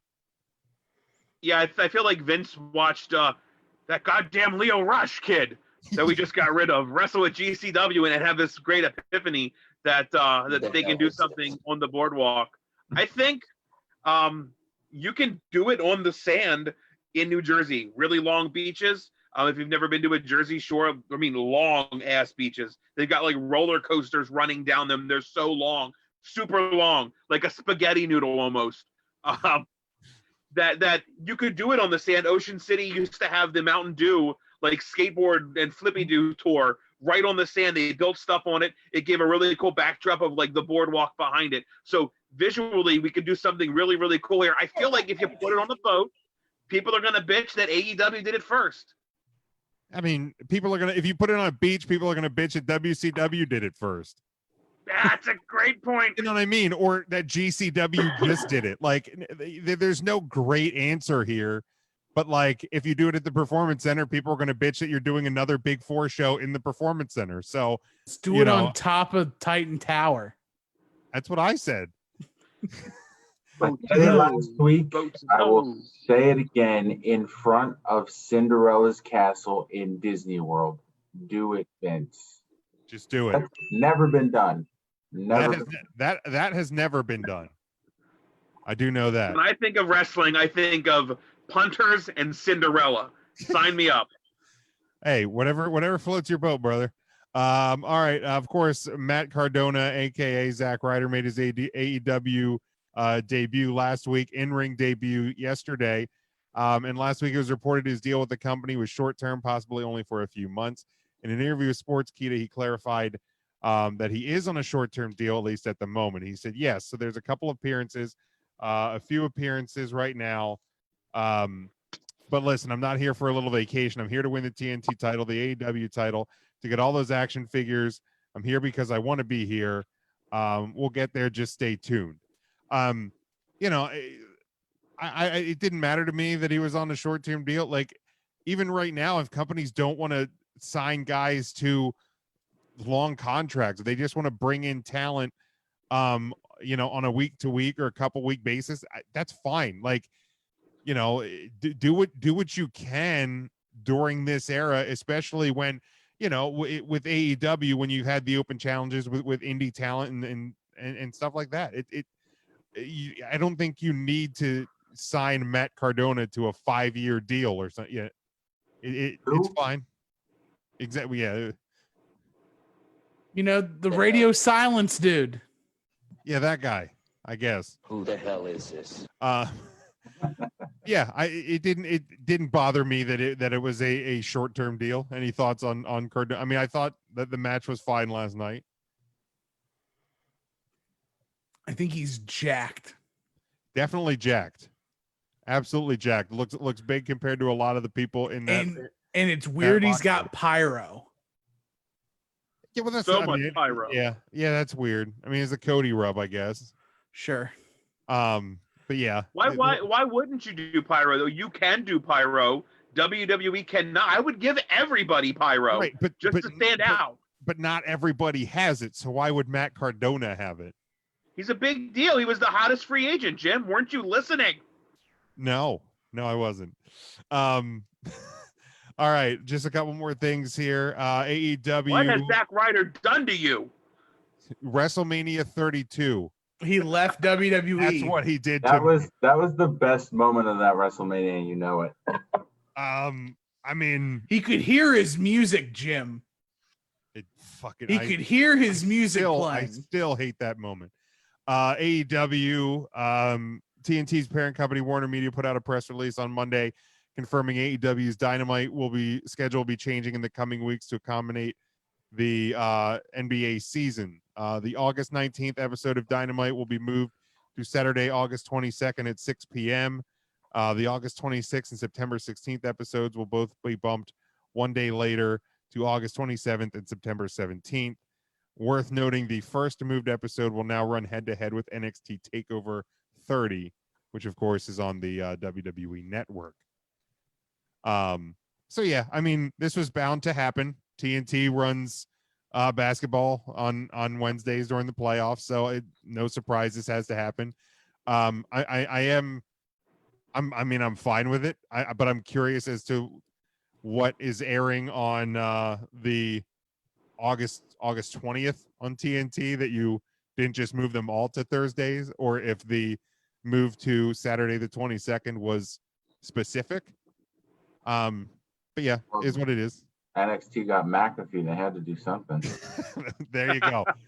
Yeah, it's absolutely. It's absolutely specific. If WWE ran Great American Bash during Fyter Fest, AEW is going to run something during their pay-per-view.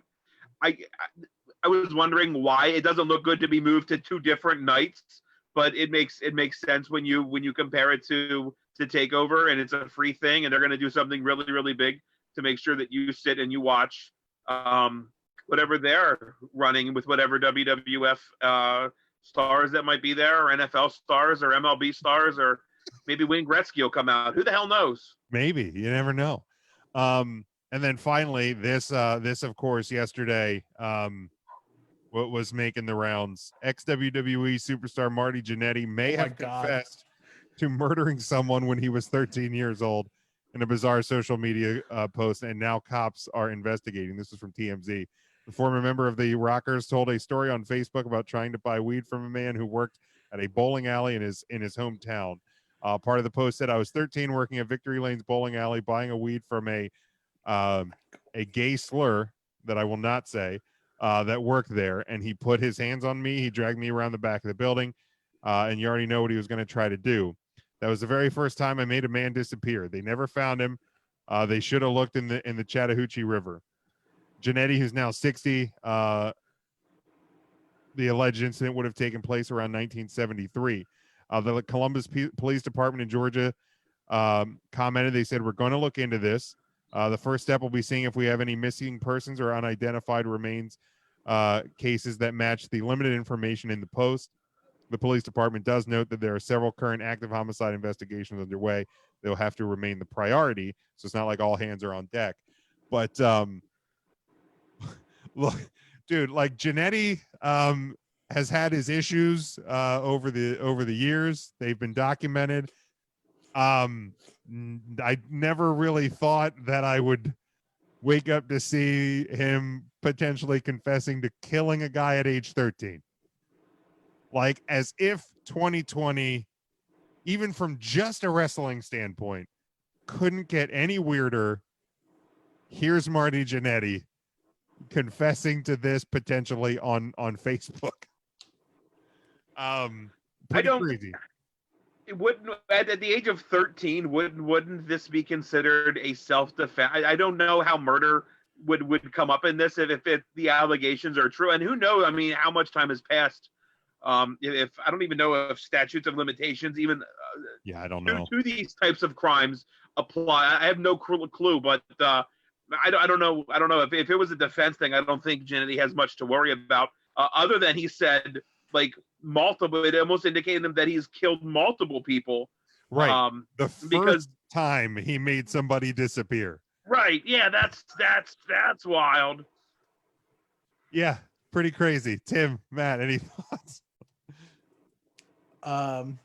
Cocaine is a hell of a drug. Yeah, that was going to be my input as well. I mean, good to know that Marty Jannetty smoked his rockers. Nikki said that he is off his rocker. So nonchalant about it too. That was the first time I made someone disappear. And using the word, calling out the Chattahoochee River immediately made me think of the song. Right? Me too. Thank you for saying that, because I had that thought too. What, way down yonder on a Chattahoochee, Marty Jannetty had no hoochie coochie? What? I don't understand. No, he was sniffing the hoochie coochie, I think. Is that what he was? He was protecting his hoochie coochie from that guy. Yeah, there you go. There's a better lyric. But it was just, I felt like reading it felt like it could be a line from like the cutting room floor of like The Big Lebowski. That's the first time you know what I mean? That was like the first time I made a man disappear. Yeah, or like, like one of the guys, in Shawshank Redemption is just talking in the cell next to Dufresne, like an Attitude Era promo.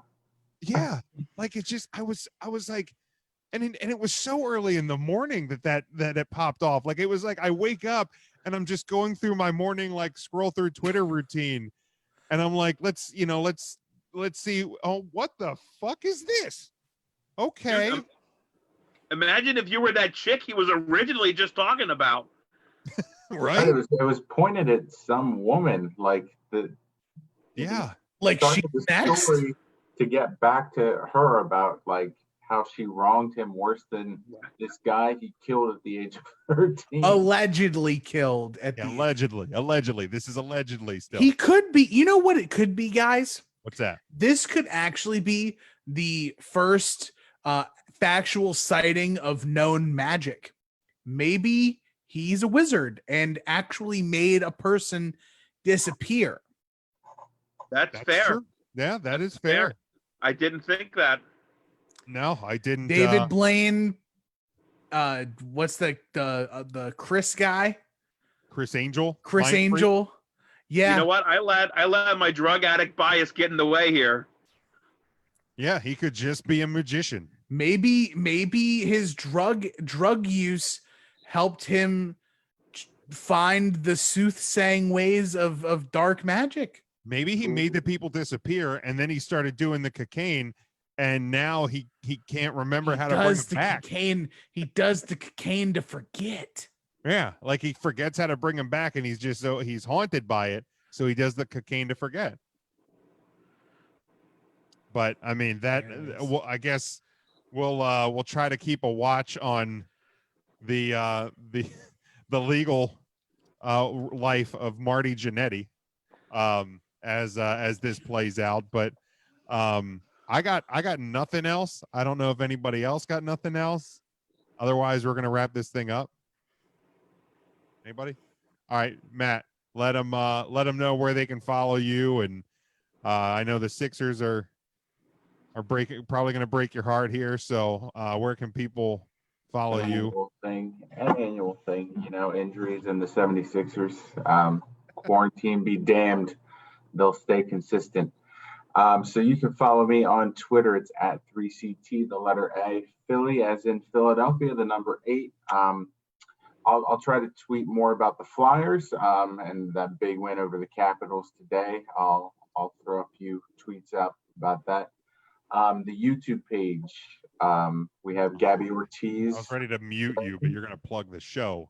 Gabby Ortiz did a Mad Libs with us. That went up today. Stella Gray did one. That will be up tomorrow. We have some more stuff planned for next week. Woman of the Week this week is Angela Marie. So check out Recount Thursday on the Instagram page. Otherwise, just stay tuned to YouTube, Instagram, Facebook. We'll stay as active as we can here. Go Flyers, go Gritty. Capitals lost. Okay, don't gritty me, okay? Because I love Gritty. I can't right now. Gritty was very happy today when the Flyers beat the Capitals. I'm sure he was, but I can't. Phillies won too. Yeah, so Phillies. I just can't Gritty right now. Tim, where can the people follow you? At Not the Tool Man across all platforms: Instagram, Twitter, Snapchat, TikTok. I don't know what else. If you like more wrestling talk, but you like it a little more retro style, there's another podcast I do called Final Wrestling Place. Me and my best friend Marcus. We talk about the history of wrestling, and we put it in either the good place or the bad place. Last week we talked about Shawn Michaels at SummerSlam. This week we're talking Alexa Bliss, and we're determining whether or not she's a girl of the summer. In an unrelated note, happy birthday to the Proletariat Boar of Moldova. He has a birthday tomorrow, so wish him well at Boris War. And I'm actually going to go see some live wrestling, not this weekend, but next weekend at the Mahoning Drive-In. Oh, I did hear about that show. That's exciting stuff. It's a couple of matches and a couple of movies? 3 matches and 2 movies. Friday, they're doing Ready to Rumble and... Oh, God. What's the second movie? You had me at Ready to Rumble. Ready to Rumble and No Holds Barred. Saturday is Suburban Commando and an unknown movie. Well, how do you get better than Ready to Rumble? Wow. That sounds fun. That sounds like a lot of fun. Is that the one that's like near Allentown? Yeah, it's like 2.5 hours from me, but I'm riding with a guy. Gotcha. Yeah. Ryan. Riding with a guy. That's right. What? Do you want people to follow you at all? I don't care. You know that. RYN. There was a hockey game though today, Matt. I had to work. Do you know what the final score was? was 3-1. The Flyers won, and So that puts the Flyers at what, 2-0?